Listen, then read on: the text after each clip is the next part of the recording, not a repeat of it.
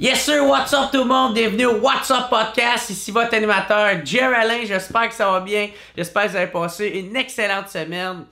Cette semaine, qui qu'on reçoit, c'est nul autre que mon invité, Éric Duhem. Ok, et là, c'est la première fois que je reçois un invité qui est aussi polarisant dans les médias, ok? Je l'ai vu quand j'ai annoncé que j'allais le recevoir. Ça s'est vraiment chicané dans les commentaires. Bref, fait que j'aimerais juste vous rappeler que le podcast, il n'y a aucun but politique, ok? Il n'y a aucun but politique. Moi, le but, c'est juste d'apprendre à savoir c'est qui Éric Duhem, ok? C'est qui, c'est quoi son parcours, qu'est-ce qu'il a fait dans la vie, il était quoi avant de faire de la radio, c'est qui est dans la personne aujourd'hui, c'est quoi qu'il aime, c'est quoi, tu sais, vraiment savoir c'est qui la personne. Il n'y aura aucun débat, il n'y aura aucune confrontation, même les quelques fois que ça aurait pu en venir à ça. Même moi, j'ai pas donné mon opinion sur certains sujets, juste pour pas risquer de tomber dans de la confrontation, parce que je voulais vraiment garder la ligne directrice de savoir c'est qui Éric Duhem, ok? Puis, si vous voulez qu'il soit confronté, ben Chris, c'est pas moi qui fais ça. Je fais pas ça dans les podcasts. Puis il va y avoir d'autres mondes qui va faire une bien meilleure job que moi. Anyway, ok? Là? Fait que c'est ça. Si vous détestez Éric Duhem, puis c'est pas ce podcast-là qui va vous faire l'aimer encore plus, ok? Fait que au pire, allez écouter le podcast. J'ai fait 2 podcasts avec Gabriel Nadeau-Dubois. Allez les écouter. J'en ai fait un autre avec Catherine Fournier. Vous pouvez aller les écouter. Ou sinon, gars, alors revenez la semaine prochaine. On va avoir un autre invité. Fait que c'est ça. Ou sinon, ben c'est ça. C'était savoir si c'est un personnage. Tu sais, c'est un personnage plus gros que nature. Tu sais, imaginez-vous, Estiman qui genre que dans le fond, c'est un troll, qui est en train de troller le Québec au complet. Je sais pas, je voudrais le savoir si c'était le cas. Fait que, bref, non, mais sérieusement, un gros merci à Éric Duhem. Je pense que ça a été un bon podcast. Je pense que ceux qui l'aiment vont pouvoir aimer découvrir des différentes soit facettes de sa personnalité ou des différentes affaires de son passé qu'on savait pas, de son parcours, tu sais. Fait que bref, un gros merci à Éric Duhem. J'aimerais ça dire un gros merci à tous mes membres Patreon, à tous ceux qui me suivent, tous ceux qui me supportent financièrement, c'est super apprécié. Ok, si vous aimez qu'est-ce que je fais, vous voulez que je continue, allez vous abonner au patreon.com/whatsuppodcast. Il y a plein de forfaits. Il y en a à 2-3 piastres, il y en a à 10 à 25. Pour vous autres, c'est pas grand-chose. Pour moi, ça fait toute la différence. Ça va vous permettre, entre autres, de voir tous les podcasts d'avance avant qu'ils sortent en ordre chronologique pour tout le monde sur toutes les plateformes de diffusion différentes. Fait que un gros merci à tous ceux qui me supportent. J'aimerais dire un gros merci à mon team WhatsApp de cette semaine. Alex Lavoie, Éloi Blanchard, Jérôme Arbour, Louisiane Rochon Baudouin, Steve Baudouin alias Mofo. Et on en a un nouveau, Lonely Boy. Fait que thank you Lonely Boy. Chris nice mon gars. Je t'aime en Chris. Toutes les autres aussi. Fait que gros merci à tous ceux qui me supportent. Si vous voulez me supporter, mais vous ne pouvez pas le faire financièrement, il n'y a aucun problème avec ça. Vous pouvez le faire de plusieurs façons différentes. Juste partager le podcast, mettez un petit thumbs up sur la chaîne YouTube, abonnez-vous au channel YouTube, cliquez sur la petite cloche pour faire sûr de rien manquer. Allez vous abonner à mon compte Instagram Jerry, ma page Facebook Jerry. Et sinon, c'est pas mal ça. Fait qu'un gros merci encore une fois à Éric Duhem. Puis là, tout le monde, essayez de pas vous chicaner dans les commentaires. Là. Si vous l'aimez pas, passez à autre chose. Il va y avoir un autre podcast là, la semaine prochaine. On n'a pas besoin de chicaner. Je pense qu'il y a assez de marde sur Internet. Pas besoin d'en rajouter. OK? Donc, merci beaucoup tout le monde d'écouter. On se revoit la semaine prochaine. Peace out tout le monde.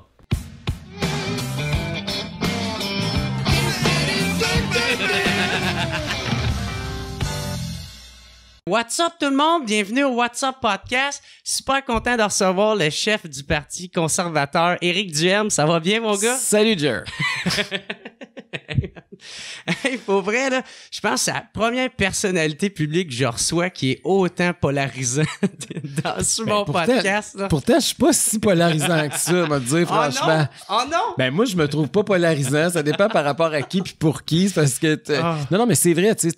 Tout est relatif dans la vie, là. Ouais, c'est vrai. Tu sais, moi, présentement, par exemple, je réclame un retour à la normale. Je veux qu'on revienne à notre vie qu'on avait il y a 2 ans. Pour moi, c'est pas de l'extrémisme, là. C'est ce qu'on a tous connu, l'écrasante majorité de notre vie. Mais même s'il y a rien de polarisant là-dedans, là. Ouais. Puis ceux qui seraient supposément les plus smooth pis les moins polarisants, ça serait ceux qui veulent changer notre vie radicalement. Ouais. Il y a quelque chose, tu sais, ça dépend de quel bord tu regardes ça. Ouais, c'est sûr, mais tu sais, je pense ça date de même avant la pandémie. Ah, ben oui. Il y en a qui, je pense, qui aiment taïr. C'est sûr. Ça fait mais comme longtemps qu'ils te suivent. Puis tu sais, moi, je veux rien que faire une petite intro, là, c'est que moi, à chaque invité que je reçois, je fais tout le temps hey, je reçois tel invité, est-ce que vous avez des questions? Puis tu sais, en même pas 1 heure, j'avais déjà 500 commentaires. Tu devrais pas le recevoir. Ben, non, mais il y a du monde, puis c'est vraiment partagé. Mais je parle pour mon fanbase, tu sais. Ta gang. Ouais, ma gang, c'était vraiment partagé dans le sens que il y en a, là, c'est des fervents défenseurs d'Éric Duhem. C'est comme, nice, enfin, tu vas le recevoir, est-ce cool. Puis il y en a d'autres, c'est comme, yark, est-ce quelle marde. Puis là, ils arrêtent pas de se donner. Puis t'avais une bonne partie aussi qui est juste genre, hey, moi, je le suis pas trop. Je suis pas tant pour ces enfants, mais je suis curieux de savoir ce que ça va donner, puis de l'écouter. Puis j'étais comme, tabarnak, tu sais, je me demande à quoi ça ressemble. Toi, tu vis ça constamment. T'sais. Oui, mais je le vis constamment, oui puis non. C'est-à-dire que moi, je suis à Québec. Okay? En partant, là, fait que c'est sûr qu'on n'est pas dans la même ville. À Québec, probablement que c'est pas mal plus Gabriel Nadeau-Dubois qui polarise que moi. Là. Tu comprends que pour moi, à Québec, je suis plus Main Street de façon générale. Là. Donc, tout est relatif. Là. C'est sûr que quand je viens à Montréal, j'ai ce genre de commentaires-là. Mais dans le milieu où je sens pas ça. Puis l'autre affaire, tu sais, comme toutes les personnalités publiques, je veux dire, ma vie privée puis ma vie publique, c'est 2 affaires bien différentes dans le sens, c'est pas que mes idées, je les pense vraiment, mais tu sais, quand je suis seul avec mon chum puis mon chien puis mon chat, tu sais, je suis pas dans une polarisation, là. Mon chum me dit toujours que je suis le moins polarisant de qui connaissent dans le privé, tu sais, fait que c'est... Pour moi, c'est la personnalité publique. Mais ça veut pas dire si ton chum, peut-être lui, il est juste pire que toi. ça se peut, t'as raison. Il fait comme Chris, il est pas tant pire que ça, là. T'as raison. Mais, pis tu sais, t'as parlé de Gabriel Nadeau-Dubois. Oui. Moi, je l'ai reçu 2 fois ici. J'ai vu ça. Tu sais, Gabriel, moi, j'aime ses idées. Tu sais, je suis pas toutes ses affaires, mais il y a des bonnes affaires, je trouve, qui emmènent. Puis là, j'étais comme, ben, c'est cool d'aller, justement, à l'autre extrême, le dude qui est contrairement à l'opposé. Puis parce que je veux apprendre à te connaître. Ben en fait, c'est pas l'opposé, tu sais, c'est pas l'opposé là, c'est juste que on est en train la politique est en train de changer au Québec.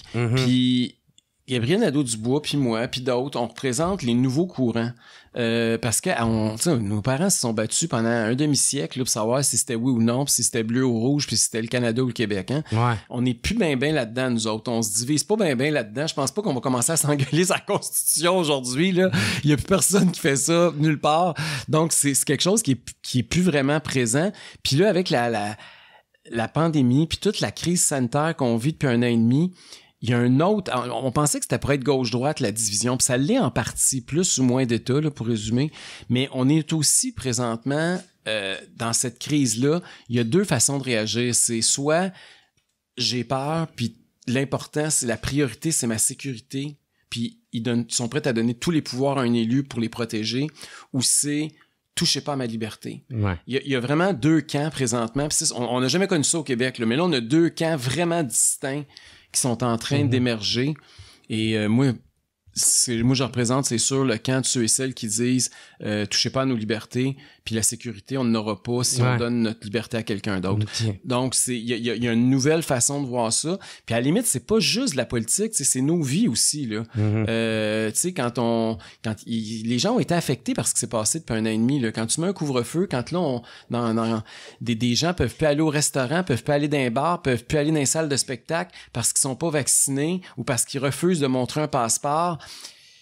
Tu sais, c'est tout nouveau. On n'a jamais vécu ça. Puis là. toi, tu veux défendre ce monde-là, puis ceux qui pensent comme ça. Puis Mais moi, tu sais, où c'est que je veux aller, c'est vraiment plus savoir, toi, t'es qui? Tu sais, parce que je trouve que malgré, tu sais, qu'est-ce qu'on va entendre à travers... Moi, je te connais juste à travers les médias traditionnels, puis je me demandais, tu sais, comment... Toi, tu gères ça, cette haine-là que tu reçois, puis excuse de le dire en rien. Ouais, mais attends, la haine qu'on reçoit, là, c'est, tu sais, le gars qui est dans son sol, là, avec sa camisole, puis pour t'acheter une moutarde, là, puis le soir, là, avec sa photo de chat sur son profil Facebook, il se pense bien hot, puis il m'envoie chier. Ouais. Quand je le croise sur la rue, là, il regarde ses souliers lacés. Tu sais, c'est très rare que quelqu'un va venir me voir en pleine face me dire qu'il est pas d'accord avec moi. Fait que toi, tu crains pas pour ta sécurité ou... Écoute, là, j'ai vécu en Irak pendant la guerre, là. Tu sais, ma sécurité, j'ai déjà eu plus peur que j'ai peur au Québec, là. Ouais. Puis ça, c'est quelque chose que j'ai toujours apprécié du Québec, qu'on est capable de discuter, puis on est capable de se brasser un peu, puis on a eu des débats qui sont divisifs, là. Tu sais, on a eu un débat très divisif sur la question constitutionnelle où il y avait des gens pour qui perdre leur pays, c'était la fin du monde, puis il y avait des gens pour qui avoir un nouveau pays, c'était la fin du monde, puis on a réussi à faire ça dans la paix. Divisé moitié-moitié, là. Tu sais, ça s'est fini très tard, là, en 95, le soir du référendum. Donc, on a été capable de faire ça, puis on a été capable de faire ça avec des boîtes de scrutin, pas avec des guns, là. Et il y a personne qui est mort. Fait que moi, je pense que c'est important qu'on continue dans cette tradition-là. Puis que, tu sais, ce qui est important, c'est de débattre. Moi, ce que je crois, puis c'est ça qui me fait un peu peur aussi par rapport à ce qui se passe au sud de nos frontières. Hein. Aux États-Unis, il y a beaucoup la cancel culture, là, tu sais, la culture de l'annulation pour empêcher les gens qui pensent différemment de nous de s'exprimer. Puis les réseaux sociaux contribuent un peu à ça dans le sens où on est tous en silo. Hein. On est juste avec du monde qui pense comme nous, qui ont un peu la même vie. On n'a jamais pu être autant en contact avec du monde, puis on n'a jamais été avec aussi peu de gens qui sont pas dans notre réalité qu'aujourd'hui. Ouais. Il y a quelque chose de très paradoxal là-dedans. Puis ça, c'est, moi, je pense qu'il faut faire éclater ça un petit peu, là. Faut ouvrir le débat. Faut permettre aux gens, d'échanger leurs idées, parce que c'est comme ça qu'on avance comme société. Puis ça veut pas dire que j'ai raison, là. Moi, je présente un camp, puis il y en a d'autres qui présentent d'autres idées, puis ultimement, c'est la population qui décide. C'est ça qu'on appelle la démocratie. Ouais. Mais je pense que c'est important d'avoir le débat, puis c'est important que les points de vue soient exprimés, parce qu'avant d'être gauche-droite, fédéraliste, souverainiste, pro-ci, pro-ça, ou anti-ci, anti-ça, faut d'abord et avant tout être des démocrates.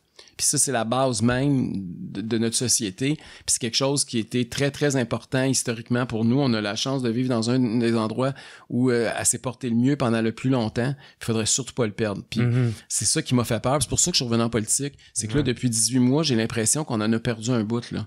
Et moi, mettre la démocratie sur pause, pour moi, pendant 18 mois, c'est inacceptable. Fait que là, c'est pour ça que tu reviens. C'est pour ça que j'ai décidé de lâcher mon micro, mon gros salaire, puis j'étais allé travailler comme bénévole pour bâtir un parti qui était à 1%. Ouais. Là, tu comprends? Ouais. Non, mais c'est cool, mais fait que c'est ça. Fait que si je reviens, c'est ça. Toi, ça te fait pas peur non plus d'avoir, tu sais, ou des fois avoir des campagnes de monde contre toi ou mais c'est peut-être le prix à payer pour, tu sais, on fait pas d'omelette sans casser deux, là. C'est le prix à payer pour brasser à la cage, pour amener des idées différentes. Puis regarde, moi je suis prêt à le payer, c'est pas ça finit là. Puis mais t'as jamais pensé genre de pas y un garde du corps ou aller commencer à apprendre de la karaté avec des films de Jackie Chan. Là, je vais apprendre. Tu veux connaître qui je suis, là. Faut que tu saches qu'avant de faire de la politique puis des médias, parce que c'est comme ça que les gens m'ont connu, là. C'est des médias d'abord et avant tout, puis après ça, depuis maintenant, je suis chef du Parti conservateur. Mais avant ça, j'étais en politique, mais j'étais en arrière des rideaux. Puis j'appréciais beaucoup ça parce que je pouvais avancer mes idées sans que le monde me voie à face puis me reconnaisse. Et je l'ai fait pendant plusieurs années. Fait que j'avais pas une obsession. Il y en a qui vont en politique parce qu'ils veulent voir leur face sur un poteau, là. C'était pas mon cas. Mais rendu où j'étais, c'était comme... C'était un hasard, tu sais. Moi, j'avais pas planifié ni être en politique, ni... Ben, en temps politique, oui, mais en arrière des rideaux. Mais j'avais pas planifié de devenir encore moins chef d'un parti, puis certainement pas de travailler dans les médias, hein. Ça m'est arrivé vraiment par hasard. Parce que t'étais plus consultant, toi. Oui, moi j'étais dans, tu sais, c'est ça, j'ai travaillé en politique comme conseiller pendant des années, j'ai fait du lobbying, entre autres, j'ai fait du lobbying aussi, j'étais allé travailler à l'étranger, puis c'est quand je suis revenu d'Irak, dans le fond, que l'ouverture s'est faite dans les médias, puis c'était vraiment un accident, là. Je me promenais un après-midi de semaine, je me suis pensé que c'était un mardi après-midi, puis j'étais arrivé face à face avec un gars, un journaliste que je connaissais, que j'avais connu à l'époque où j'étais en politique, puis que je spinais journaliste là, pour l'ADQ, pour l'Action démocratique du Québec de Mario Dumont. Puis là, il m'a dit « Qu'est-ce que tu fais? » Ben là, je viens d'arriver d'Irak, puis là, il me dit « Ah, t'es allé en Irak, puis c'est bien hot, puis j'aimerais ça faire un article là-dessus. » Puis là, je dis « Ah, peut-être, puis viens dîner à la maison demain. » Fait qu'il est venu dîner. Puis le surlendemain, je me suis ramassé à la une du Soleil. C'était marqué de l'ADQ à l'Irak. Puis on n'était pas beaucoup les Québécois qui sont allés en Irak. Il y en a beaucoup qui sont allés en Afghanistan. Mais en Irak, étant donné que le Canada n'a pas participé à la guerre, il y a très peu de Québécois qui ont mis les pieds sur le sol irakien pendant la guerre.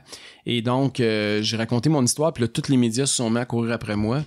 Puis c'est un total hasard. Là. Je suis arrivé dans une station Radio X à Québec, pas nommée. Puis là, il y a un animateur qui me dit « Hey, qu'est-ce que tu fais maintenant? » Mais là, je viens de revenir, je suis en syndrome post-traumatique, oublie ça. Là. Il m'a dit « Ça te tenterait pas une fois par semaine, viens de faire une chronique, on va te donner 50$. » Puis là, j'avais pas de job, je me dis « C'était pas 50$, je peux pas vivre avec ça. » Mais je me dis « Bon, au moins, ça va me changer les idées un peu, puis ça va me sortir de ma guerre, puis toutes les idées noires que j'avais dans la tête. » Fait que... j'ai commencé à faire ça 15 minutes par semaine, puis de fil en aiguille, d'autres médias se sont mis à m'appeler, puis à un moment donné, je me suis ramassé, j'étais partout, puis j'ai vécu de ça pendant 10-12 ans. Ah ouais, puis c'est quoi tu faisais en Irak, justement? Je travaillais pour une ONG en développement démocratique, on préparait les élections, je travaillais avec les partis politiques pour instaurer la démocratie, parce qu'on comprend que c'est un pays qui sortait d'une dictature et qui devait... Ça, c'était avec Saddam Hussein, oui, c'est ça? Qui devait repartir un système démocratique, se procéder à des élections, la vie démocratique des partis politiques. Fait que je les ai aidés là-dedans. C'était de l'assistance technique qu'on apportait aux Irakiens. Puis t'étais aussi au Maroc. Avant ça, j'avais été au Maroc pendant un peu plus d'1 an, presque 2, pour faire le même job. Mais en Irak, c'était plus rock'n'roll un peu, évidemment. Là, tu peux te douter. Puis je l'avais fait aussi en Mauritanie avant ça. En Mauritanie? Mauritanie, c'est un pays entre le Sénégal puis le Maroc, là, sur la côte ouest africaine. Ah, cool. Puis justement, c'est ça. Puis ça a-tu porté fruit, les travaux que vous avez emmenés, ou ça... Ben, écoute, c'est toujours... non seulement c'est difficile à dire, mais faut prendre des enseignements. Puis là, avec ce qu'on voit, ce qui se passe en Afghanistan présentement, là, ça me fait réaliser un peu ce que j'ai réalisé quand je suis revenu de l'Irak il y a une 15aine d'années. Tu sais, quand t'arrives dans un pays puis t'essayes d'imposer ton système, là, puis t'as beau être là pour les bonnes valeurs, parce qu'on était là pour les bonnes valeurs. Instaurer la démocratie, c'est hyper positif. Là, en Afghanistan, vouloir que les filles aillent à l'école, là, c'est hyper positif. Là. Mais quand ça vient pas du peuple, puis que ça vient de l'extérieur, puis de l'étranger, puis t'essaies de lui rentrer ça dans la gorge contre la volonté du peuple, c'est rare que c'est des gros succès. C'est ça. Le monde va être sa défensive. Puis tu sais, l'enjeu, ça devient contre l'envahisseur plutôt que l'enjeu social ou politique ou démocratique qu'on essaie d'implanter. Puis ça, c'est une leçon qu'il va falloir tirer. Là. Ces conflits-là, là, on en a perdu plusieurs. Là. Puis puis là, l'Afghanistan, ça vient de nous sauter d'en face, là, dans tous les sens. Là. Puis il va falloir qu'on apprenne de ça, que imposer nos valeurs puis nos idéaux, c'est pas par le militaire qu'on peut le faire, puis c'est pas en allant là-bas pis en pensant qu'en poussant dessus, c'est pas si tu tires sur une fleur qu'elle pousse plus vite. Là. Il faut que ça vienne des gens locaux. On peut aider les dissidents, mais il faut que ça vienne d'eux. Ça peut pas être transplanté. Puis ça, pour moi, c'est une grosse leçon de vie que j'ai eue en faisant ça. Puis toi, en étant Canadien, est-ce que c'était moins pire? Parce que j'ai l'impression qu'ils haïssent les States. C'est comme tu as dit, j'ai travaillé au Maroc pendant une couple 2 ans avant ça, donc je baragouinais un peu l'arabe, mais le dialecte, là, le darija, le dialecte marocain, puis qui est beaucoup influencé par le français, c'est un mélange. Là, fait quand on parle le langage, que l'arabe, c'est pas... si on pense que le français de France puis le français québécois, c'est différent, là, je veux juste vous dire que les Arabes, là, ça n'a rien à voir d'un pays à l'autre fois. Là. Les accents font que tu te comprends pas, puis que même quand il y a des politiciens arabes d'un pays qui passent dans l'autre pays, ils sont obligés de mettre de la traduction. Là. Et le marocain, c'en est un. Le dialecte marocain, le darija est très loin, par exemple, de ce qui se parle en Irak. Et donc, pour eux, ils étaient sûrs, puis surtout à l'époque, j'avais la barbe, j'étais plus basané à cause de la température et tout, puis ils croyaient tous que j'étais un Marocain, là. C'était cool. Ah ouais? Ben oui, parce qu'en plus, j'étais francophone. Non, mais tu sais, c'était tout. Il y a personne qui pensait que j'étais américain, là. De toute façon, je l'étais pas non plus, là, mais c'était plus... Puis d'ailleurs, c'est une des raisons pourquoi je suis allé là-bas, parce que c'était un enjeu de sécurité, parce que justement, il y avait une fille qui faisait un peu le job que j'avais fait, qui avait été kidnappée et tuée. Fait que c'était pour ça que... T'avais pas peur que toi, ça t'arrive, ça? Ouais. Ma mère a eu très peur quand j'ai annoncé que je m'en allais en Irak. Ah ouais? Ça a été un... Ben c'est ça, Chris, comment que ta famille... Ça a été un choc. D'ailleurs, je l'ai pas dit tout de suite. Parce que là, évidemment, au Maroc, elle était super contente. Elle connaissait le Maroc, elle était allée comme touriste, tout ça. Fait penser aux clémentines. C'est ça. Puis là, elle était toute contente. Puis elle est venue me visiter. Puis tu sais, le Maroc, c'est le plus beau pays du monde, selon moi. Et là, après ça, quand j'ai eu le job en Irak, mais tu sais, dans le domaine de la démocratie, puis dans ce que je travaillais, l'Irak, c'était comme le summum, là. Tu sais, pour moi, c'était le plus gros programme. C'était là où il y avait le plus d'efforts de toute la planète pour instaurer une démocratie. Surtout à cette époque-là. Puis, tu sais, le monde arabo-musulman, moi, j'ai toujours pensé que le problème, c'était pas la religion, c'était l'absence de démocratie. Puis le jour où il y aurait un modèle démocratique viable, véritable, local, on aurait réglé une grosse partie du monde. C'est la dernière grande civilisation qui n'a pas encore goûté à la démocratie. Moi, comme je t'ai dit tantôt, je suis d'abord et avant tout un démocrate. Et je trouvais que c'était important. Puis c'est pour ça que je me suis porté volontaire pour aller là-bas. Puis quand ils m'ont proposé l'Irak, c'était comme « Wow, c'est le plus gros programme, c'est la grosse affaire, c'est ça qui est sous la loupe de la planète à cette époque-là. » Puis mais sauf que ma mère, quand j'y annonce ça, au début, j'ai dit « Je m'en vais en Mésopotamie. » Là, elle m'a dit « OK. » Elle me regardait en voulant dire « C'est où ça? » Ouais. Puis là, elle a dû aller voir sur Internet ou dans un atlas, je sais pas. Là, elle m'a rappelé en panique en me disant « Là, c'est quel pays? C'est-tu l'Irak, là? » Parce que là, évidemment, à cette époque-là, on parlait de l'Irak et les bombes qui sautaient tous les jours. C'est pour ça que je voulais pas y dire. Puis là, j'ai dit, pas vraiment. J'ai dit, au début, je vais m'en aller au Kurdistan. Le Kurdistan, c'est un peuple, les Kurdes, c'est un peuple de 30 millions de personnes qui n'ont pas de pays, qui sont répartis entre l'Iran, l'Irak, la Turquie puis la Syrie. Fait que c'est vrai, au début, je suis allé faire mon entraînement militaire dans le nord de l'Irak. Et dans le Kurdistan, là. Okay. Kurdistan irakien. Et donc, j'ai fait ça. Puis là, elle est revenue. Ouais, mais là, les Kurdes, là, les Kurdistan, il y a 4 pays. Là, elle a fait ses recherches. Puis là, bon, là, à un moment donné, il a fallu que j'y avoue que je m'en allais en Irak. Mais le pire, c'est pas ça. Le pire, c'est la journée où on arrive à l'aéroport. Puis là, je m'en vais en Irak. Puis là, je donne mon billet d'avion à la fille au comptoir. Puis là, elle regarde, je me souviens plus où que je partais. Là. Je partais en Europe. Mon premier vol, c'était en Europe. Puis après ça, c'était Bagdad. Et là, quand elle a vu que je m'en allais à Bagdad, là, la fille, elle comme la mâchoire, il a tombé à terre. Elle dit « Vous en allez en Irak? » Puis là, quasiment en panique, ma mère, elle se crisse à brailler, tu sais, c'est sûr. Bon, ben Chris, salut. Puis c'est la dernière fois que le feeling que j'avais eu à l'aéroport, c'était atroce. Je m'en souviens comme c'était hier, tu sais. Je voyais mes parents qui me regardaient partir, j'étais enfant unique, puis je voyais dans leurs yeux qu'ils pensaient qu'ils me reverraient plus. Ah ouais. C'était intense, ça.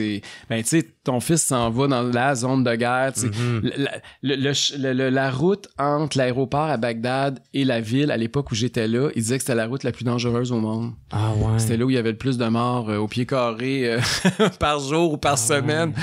Donc, Mais toi, t'étais sur le terrain ou t'étais pas mal dans un bureau à essayer de... Ah non, je me promenais. Ouais. J'allais dans les partis politiques, j'allais au Parlement, j'allais... Puis c'était toutes des places qui pouvaient être des cibles en plus. C'est ça. Puis toi, t'étais-tu une cible, justement? Ben, pas vraiment, mais un peu, parce que, tu sais, on était quand même dans zone verte, fait qu'on se faisait de temps en temps poivrer, là, ils nous envoyaient ça, surtout quand il y avait des tempêtes de sable ou la nuit, là.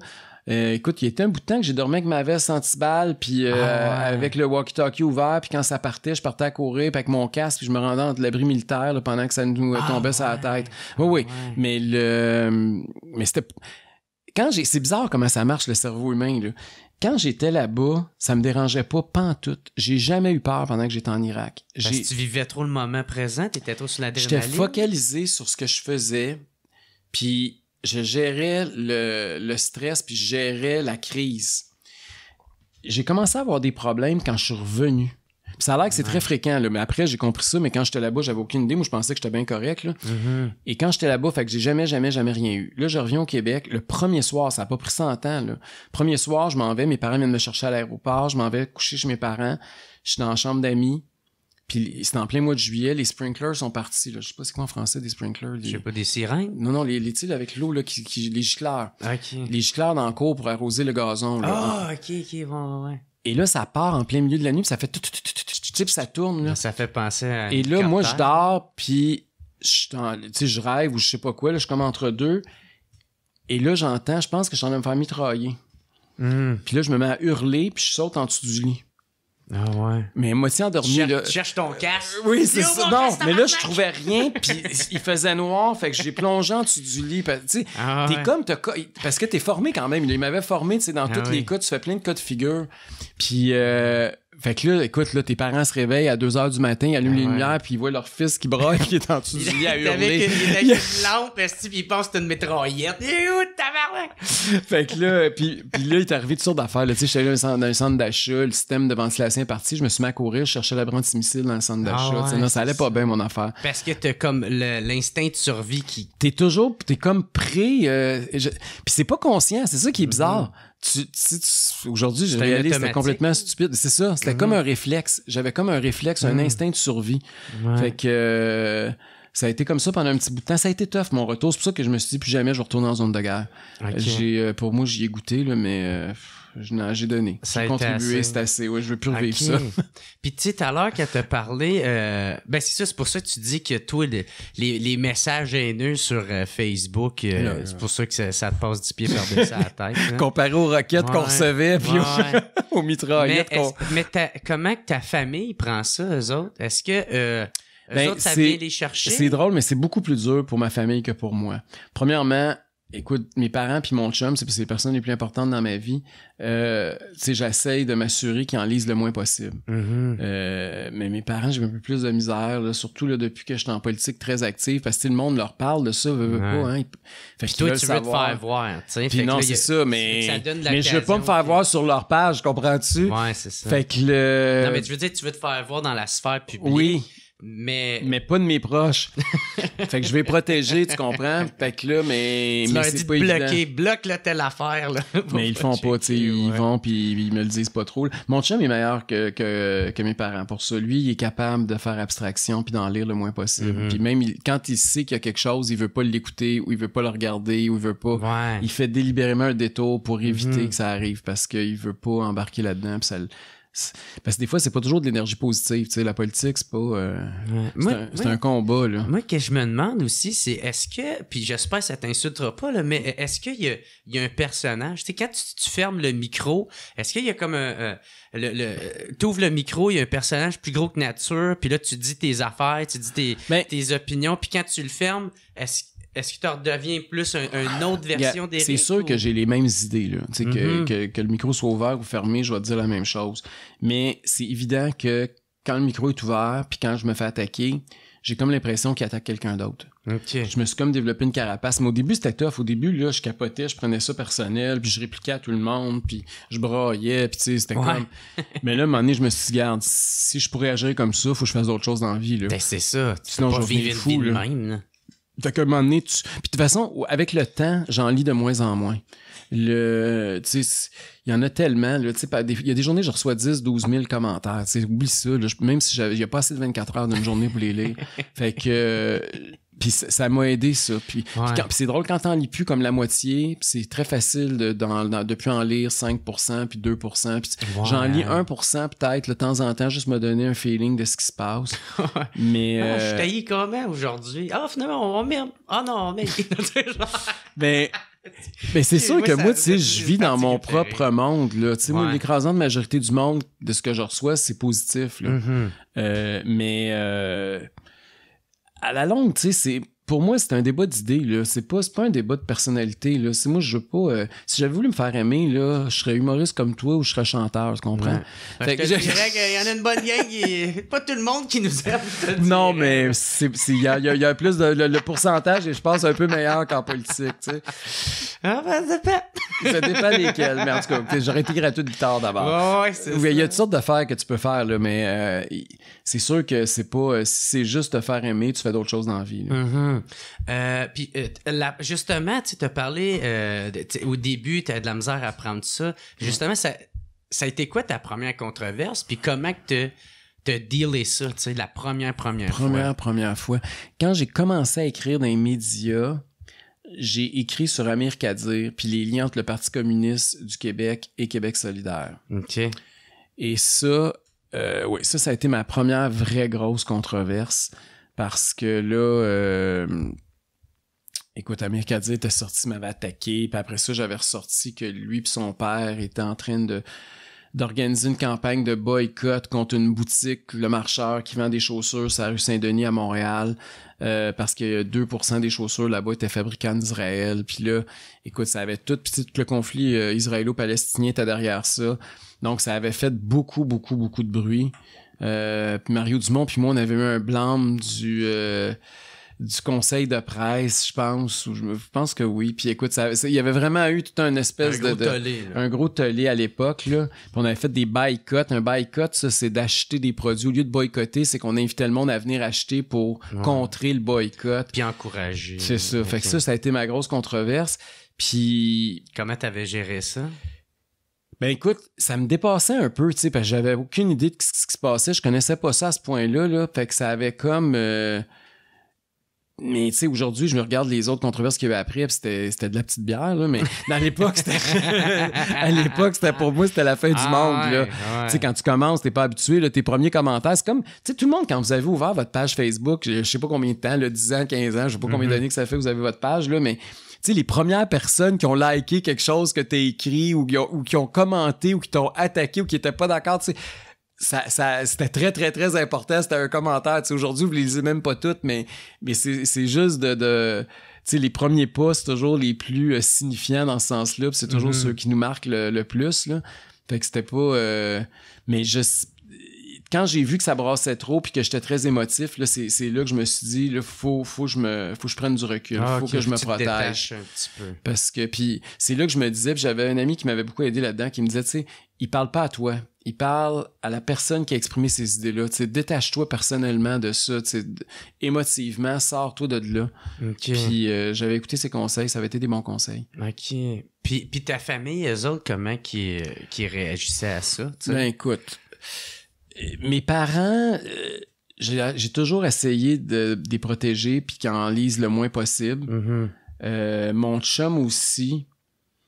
Mais tu sais, ça arrive des fois, tu sais, que je me prenne sur la rue puis quelqu'un se met à me dire j'étais un ci puis j'étais un ça puis ton chum t'es à côté. C'est pas le fun. Tu t'en vas super au restaurant le samedi soir, t'as pas envie de ça. Ah, fait que ça a déjà arrivé qu'il y en a qui sont venus te voir. Ah oui, ça arrive de temps en temps, mais c'est pas à tous les jours, là. Tous les jours, il y a du monde qui vient me voir me dire on t'aime, on t'appuie, on t'aide toi, mais on t'aime pas, ça c'est très rare, là. C'est peut-être une fois par mois, mettons, là. Mais, qui est quand même beaucoup comparativement à moi. Mais j'imagine que quand c'est d'en face, là, tu dois le prendre un peu personnel ou tu te dis encore, il attaque l'autre Eric? Ben, d'abord, il faut pas répliquer, puis il faut pas alimenter ça. Non. Parce que tu peux pas commencer, tu sais, des fois, j'aurais le goût de répondre, j'aurais le goût de dire ce que je pense, mais moi, je réponds jamais puis je m'en vais. Tu sais, normalement, là, c'est ce que je fais parce que ça donne rien. Là, tu sais, quand la personne, à moins que si la personne est respectueuse, moi, j'ai pas de problème. Quelqu'un qui pense pas comme moi, je peux jaser toute la soirée, ça me dérange pas.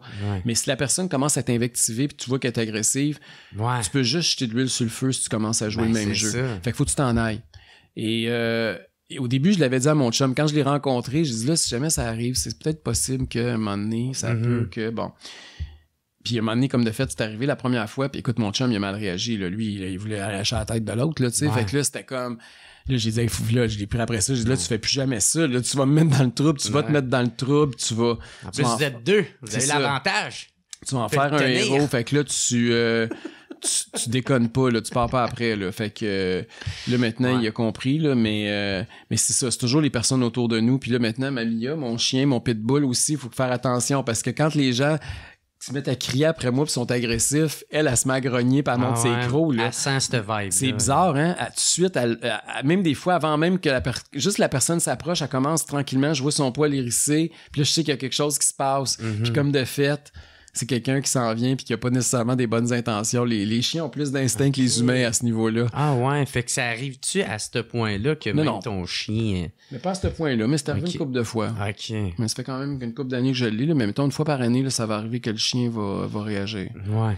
Fait que mais ça, c'est plus inquiétant parce que là, si la personne est agressive ou elle fait quelque chose, c'est là, le chien... c'est sûr que si la personne, elle me frappe, là, le chien, c'est pas impossible que le chien va le mordre, là. Tout à l'heure, tu as parlé aussi que quand tu as commencé en politique, ça, c'était avec le Bloc, justement. Oui. C'était avec Lucien Bouchard en 93. Ouais. Puis qu'est-ce qui est cool? C'était Lucien Bouchard, tabarnak, c'est nice, ça.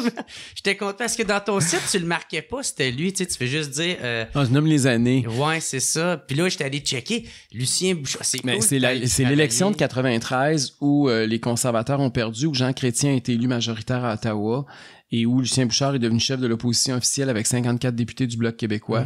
Moi, à ce moment-là, c'est ça, je suis allé travailler à Ottawa à ce moment-là, à cette élection-là. Ouais. J'étais un étudiant. Je venais de finir, je finissais ma maîtrise en administration publique. Ah, t'avais 23-24 ans. Puis je voulais aller faire mon doctorat en politique publique à George Mason, dans l'État de la Virginie, juste au sud de Washington.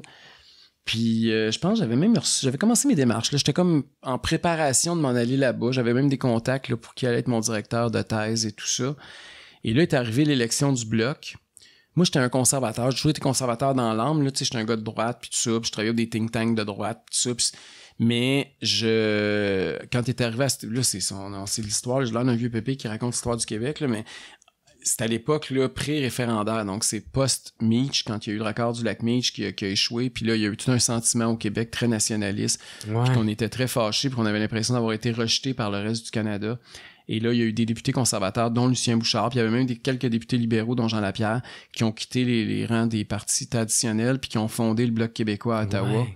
C'est comme ça que, puis là, il y a eu une élection, puis c'est comme ça que Lucien Bouchard s'est ramassé chef de l'opposition, puis c'est comme ça que moi, je me suis ramassé à travailler pour eux autres. Et là, donc, j'avais une grosse décision. Est-ce que je continue mes études au doctorat ou est-ce que je m'en vais travailler en politique? Puis là, je m'étais dit, dans 1 an ou 2, le Québec va être indépendant, puis je vais participer à l'histoire. Tu sais, j'avais l'impression que je vais avoir été proche de ce qui s'est passé. Fait que je me suis dit, je vais aller en politique. Oui, je pensais vraiment que le Québec, à ce moment-là, allait dire oui.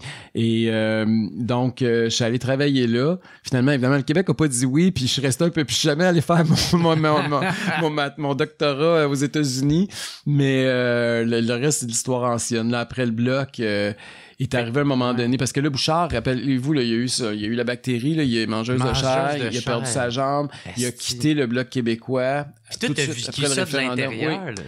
Puis là, Lucien Bouchard a quitté Ottawa, il a quitté le Bloc québécois, puis il est allé se présenter à la chefferie du Parti québécois pour remplacer Jacques Parizeau, qui venait de démissionner au lendemain du référendum. Et c'est arrivé très vite, hein, entre l'élection du Bloc, l'élection du Parti québécois, puis le référendum. C'est tout arrivé en l'espace de, je pense, 1 an et demi à peu près. Là, parce qu'il y a plein d'affaires qui s'est passé. C'est ça, ça a été une période politique très intense. C'est ça. Fait qu'on a l'impression que c'est bien long, mais non, dans le temps, c'était assez court. Là, c'était bing, bang, bang. Ouais, en l'espace de 3 ans. Là, tu sais. Puis là, puis Lucien Bouchard est parti. Moi, je restais à Ottawa un petit peu après. Et là, est arrivé l'alternative unie. Là, il y avait une idée de faut allier les forces d'opposition pour battre les libéraux, parce que là, les libéraux, on avait l'impression qu'ils étaient au pouvoir éternel avec Jean Chrétien. Puis moi, j'ai commencé à travailler avec ça. Puis je retourne, évidemment, j'étais au cabinet du chef. À l'époque, c'était rendu Gilles Duceppe qui était chef du Bloc québécois. Puis moi, je faisais les liens entre le Canada anglais puis le Bloc. Et quand est arrivée cette alliance-là, moi j'ai participé à ça, mais je suis pas revenu au Bloc. Fait que je suis resté dans cette alliance-là. Okay. C'est devenu l'Alternative unie, c'est devenu le nouveau Parti conservateur fusionné avec les anciens réformistes puis les anciens progressistes conservateurs. Et fait que c'est comme ça que je me suis ramassé mais toi, t'as aussi conservateur à Ottawa. T'as été militant pour le Parti québécois. Ah non, mais à l'époque du Bloc, là, ça c'était avant okay. Tout avant le référendum. Ouais. Puis aussi pour le Bloc, dans le fond. Ben oui, c'est ça, je travaillais pour le Bloc. Ouais. Fait que toi, ta position sur l'indépendance, t'es-tu pour? Moi, je suis pas... Dans le contexte actuel, je pense pas que la question se pose, dans le sens où moi je suis un nationaliste québécois, ça c'est clair. Moi je pense que le Québec est capable de se gérer, le Québec est capable d'avoir de l'autonomie.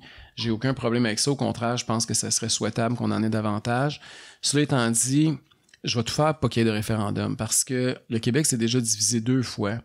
On a payé extrêmement cher comme Québécois ces divisions-là, ces chicanes-là à tous les niveaux.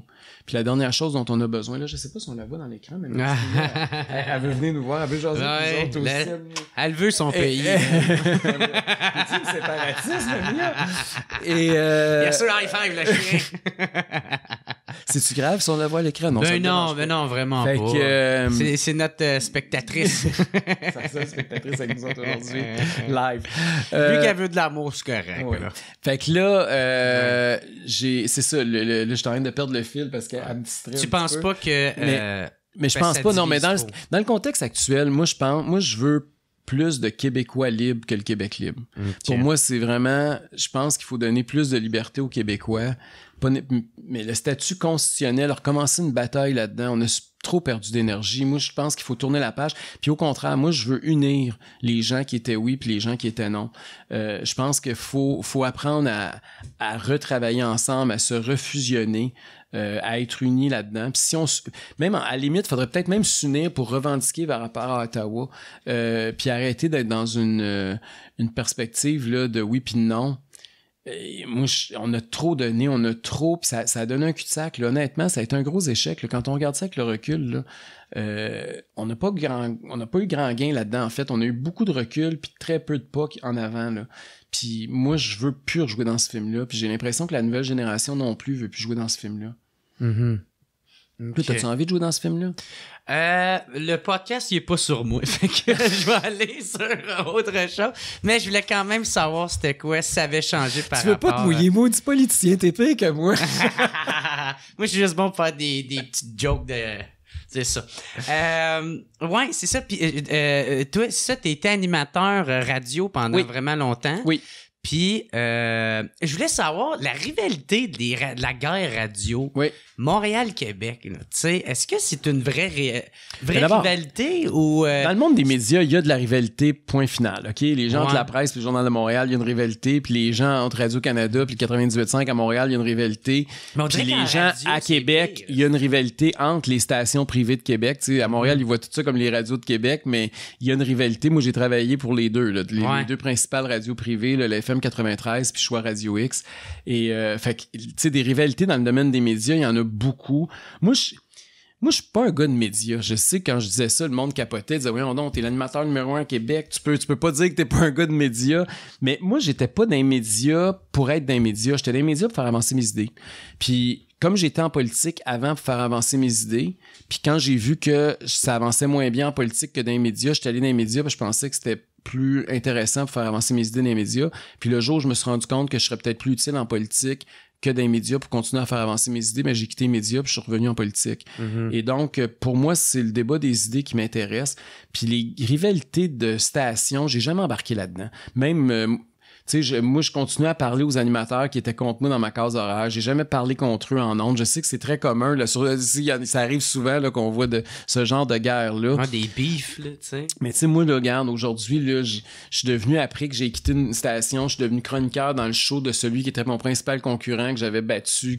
J'avais aucune animosité, aucune rivalité dans mon livre à moi. Mm-hmm. Parce que je me disais, tu sais, ça, c'est des boss de radio qui font du cash là, avec ça. Là. Moi, je trouvais que le fait que je sois en ondes, puis qu'il y ait d'autres mondes, même s'ils sont très bons, même meilleurs que moi, tant mieux, c'est l'auditeur qui gagne. Il y a plus de choix, puis c'est à lui à décider, tu sais. Moi, ça m'enlève rien, là. Fait que je comprends que la station, puis le propriétaire de la station, il fait plus ou moins de cash, là, mais moi, ça me changeait pas mon salaire, là. Mais ça existe, par exemple. Mais vraiment... ça existe auprès des gens qui sont, je pense... Des jeunes médias, tu sais, pour qui, là, c'est une question de survie. Mais moi, j'ai jamais eu cet instinct de tueur, là, dans les médias, parce que je voyais pas ça comme une fin en soi, là, être dans un média. Pour moi, le micro, c'était un outil, mais c'était pas une fin en soi, là. Mais c'est-tu comme plus, genre, comme la lutte, là, genre, qu'il y a un méchant puis il y a un gentil, puis là, le monde... C'est sûr que c'est souvent perçu comme ça, mais... moi, je l'ai jamais joué de même. J'ai jamais même pensé à ça.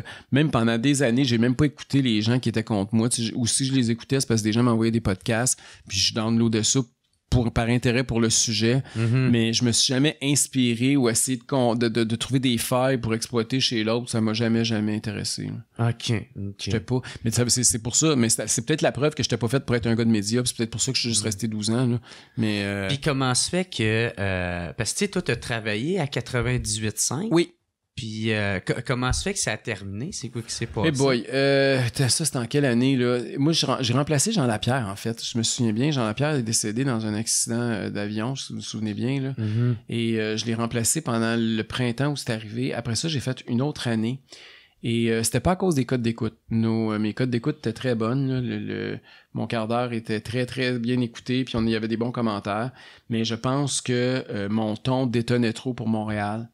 J'étais pas dans la lignée de pensée de plusieurs autres. Puis c'est ça, les gens pensent que à Québec, les radios sont toutes dans un sens, mais moi, je regardais mon show que j'avais à Québec avec les chroniqueurs que j'avais, puis il y avait beaucoup plus de diversité d'opinions qu'on peut en retrouver dans les stations de Montréal. Tu sais, à Montréal, essayer de trouver là, à la radio ou même à la télé là, des gens à droite, il n'y en a pas 25. Hein. La diversité d'opinions, c'est gauche, centre-gauche, gauche un peu plus radicale. Il n'y a pas de... Tu sais, des gens qui pensent comme moi, là, des conservateurs, là, j'en connais pas beaucoup. En fait, j'en connais pas. Et donc, c'est pas une radio qui est très diversifiée. Puis je pense que c'est ça, j'amenais un point de vue qui était un peu trop, dont les gens n'avaient pas l'habitude. Puis comment t'as pris ça, cette nouvelle-là? C'est sûr que t'es jamais content quand ça arrive. Ouais. Puis c'est surtout que, tu sais, quand c'est les auditeurs qui te jugent puis qui te congédient, c'est eux autres, tu sais, ça, c'est beaucoup plus facile à accepter parce que c'est un résultat. C'est comme un bulletin. Tu passes ou tu passes pas, tu passes ton examen. Mais quand t'as passé ton examen puis que les auditeurs t'ont donné une très bonne note puis que quelqu'un vient te dire « Ah, finalement, nous autres, on voudrait pas renouveler », c'est ça que c'est plus dur à comprendre. Parce que là, tu te dis « OK, il y a de la politique en arrière de ça. » C'est pas mon résultat net là, qui est le problème. Là. Mm-hmm. C'est ça qui est un peu frustrant dans les médias aussi. Puis c'était une des raisons. Quand j'ai quitté les médias, je savais pas au début que je m'en allais nécessairement en politique, là, mais j'avais le projet justement de partir avec un média alternatif. J'avais pensé à ça beaucoup parce que je me disais ça, je vais être jugé juste sur l'auditeur puis le téléspectateur ou peu importe. Là. Genre un podcast? Oui, je voulais partir. J'avais même dans mon sous-sol, je m'étais installé un studio un peu comme ici. Là, j'étais tout préparé pour là. Aujourd'hui, c'est rendu mon studio, ce que je fais mes affaires de politique. Mm-hmm. Mais je pensais partir quelque chose sur les réseaux sociaux puis d'avoir ma propre plateforme. Puis, tu sais, j'avais déjà commencé un petit peu, puis je voyais que les revenus allaient être au rendez-vous. Là, j'allais faire à peu près les mêmes revenus que je faisais dans les médias traditionnels. Là. Ah ouais, même à la radio? Oui. Ah ouais. Fait que il y avait moyen de faire de quoi avec là, ça. Là, au moins, t'es ton propre boss. Ben, c'est ça, je me suis dit. Ton patron, c'est je me suis dit, si public, je coule, là. ça sera pas parce qu'il y a un boss qui m'a dit, qui a décidé que j'étais trop à droite. Ça va être parce que le public était pas au rendez-vous. Puis si j'ai un succès, ça sera pas parce que j'ai eu du pushing, ça va être parce que les gens étaient là au rendez-vous. Puis les revenus ont suivi. Fait que mais bon, la petite histoire en a voulu autrement. Puis bon, là, je me retrouve en politique encore un peu par accident. Ouais. Moi, j'ai l'impression que j'ai pas de plan de carrière. Hein, fait que c'est comme... il y a le courant qui mène mon radeau un peu, là. Mais tu sais, des fois, je sais pas s'il avait fait ça avec toi, mais je sais que des fois, il le faisait, tu sais, la soirée est encore jeune, il pogne des extraits, puis là, ils vont se moquer. C'est encore en ondes, honnêtement, je sais même pas. J'écoute pas ça, tu sais. Moi non plus. Mais tu sais, quand ils font de quoi de même, c'est de bonne guerre, puis c'est... Ça te prend-tu personnel? Non, mais c'est juste que... Encore là, ce que je trouve plate, c'est que c'est souvent unidirectionnel. Tu sais, c'est toujours... Ils tapent toujours sur la tête des mêmes. Puis c'est toujours avec le même angle. C'est toujours un angle très du plateau, de la gauche traditionnelle. Là. C'est toujours le même. C'est très prévisible. C'est ça qui est plate. S'il tirait sur tout le monde égal, puis ça serait comme une espèce de party, puis qu'il était là juste pour faire rire le monde. Mais c'est parce que t'as comme l'impression que, tu sais, il essaye de te mettre un petit peu d'idéologie là-dedans. Là. C'est comme quand quand t'écrases l'aspirine puis tu mets un petit peu de confiture dessus là, pour te le faire avaler. De temps en temps, tu le sens que c'est l'aspirine qui va le faire passer, que c'est pas juste la confiture qui va te sucrer. Là, mais en même temps, tu sais, ceux qui pensent de même, ben les autres sont contents. C'est le public cible. Oui, comme j'imagine. Que ton monde sont contents quand toi, tu parles de tes idées. Ouais, mais moi, je le fais pas sur le ton de l'humour. Là. Je sais pas de vendre un show d'humour. Là. C'est sûr, ouais. Mais c'est ça, OK. Puis... ouais, fait que, tu sais, si vous êtes dans la même salle, il n'y aura pas de guerre genre à la Tupac Biggie. Moi, j'ai pas d'ennemis. J'ai des ennemis personnels que je serais pas, à qui je serais pas de parler. Je sais qu'Amir Kadir, il avait de la misère à me parler. Lui, il avait pris ça plus personnel. Je sais pas Gabriel Nadeau-Dubois, comment est-ce que ça va être quand je vais le croiser dans les corridors de l'Assemblée nationale. J'ai aucune idée si c'est perso ou pas. Je pense pas, parce que je l'ai même mis en entrevue une couple de fois. Je sais que Catherine Dorion m'a amené, t'as lâché pas. Moi, mais Catherine Dorion, c'est parce que... T'étais en train de demander son renvoi. Mais non, mais c'est sûr. Écoute, elle est allée avec Safia Nolin. Ils ont fait un podcast un moment donné, les deux dans le salon chez Safia à Limoilou. Ouais. Et ils ont commencé à parler des gens qui avaient du sang à ses mains, puis qu'on était... elle a nommé qui? Donc moi, Mathieu Bock-Côté... Denise Bombardier puis Richard Martineau, je pense, qui étaient des gens qui, tu sais, dans le fond, on avait crinqué Alexandre Bissonnette, puis tu sais, un peu la mosquée de Québec, là, on avait du sang à ses mains. Là. Grosso modo, c'était ça que ça voulait dire. Là. Puis j'avais pas beaucoup apprécié ça. Okay. Et j'avais demandé des explications. Elle était supposée venir en ondes avec moi, puis elle était rendue chroniqueuse dans la même station que moi, imagine-toi donc. Et elle m'a monté un lapin. Quand il est arrivé le temps de l'entrevue, elle a mis une vidéo en ligne pour rire de moi. Fait que là, elle a été congédiée à ce moment-là. Mais elle, c'est ta voix dans vie. Ah, moi, j'ai rien contre Est-ce elle. que c'est le passé? Non, mais c'est pas que c'est le passé, c'est que c'est pas personnel. Tu sais, moi, c'était pas la personne Ok. que je visais, c'était ses propos. OK. Et moi, je suis capable de faire la distinction entre les deux. Là, la fille est peut-être bien correcte dans la vie. Là. C'est pas parce qu'elle a des idées qui, pour moi, sont complètement folles qu'elle est folle. Tu sais, Ouais. OK. Puis, puis Guillaume Lepage, c'est quoi ta relation? Guillaume Lepage, c'est un gars que je respecte beaucoup. Ouais. C'est un gars très intelligent. Évidemment que c'est un gars qui a une philosophie politique et idéologique très, très différente de la mienne. Mais je pense qu'on a un respect mutuel. J'ai toujours senti qu'il me respectait aussi. Puis Guillaume Lepage, pour moi, c'est... oui, il y a ce côté-là qui me dérange, là, tu sais, lui, il est toujours dans une espèce de gauche très montréalaise, là, puis c'est sûr qu'on n'est pas, on est en porte-à-faux là-dessus, mais c'est un gars que j'ai toujours trouvé intéressant, divertissant. Moi, c'est sûr que ma génération, nous autres, on l'a le plus connu comme humoriste que comme animateur avec RBO. Pour Guillaume Lepage, pour moi, là, c'est mes années de cégep et d'université, là, tu sais, ça a été un personnage marquant, là, au Québec à cette époque-là, dans ce créneau-là. Fait que c'est un peu c'est une drôle de relation, effectivement, c'est un peu ambigu, là, c'est nuancé, disons ça. OK.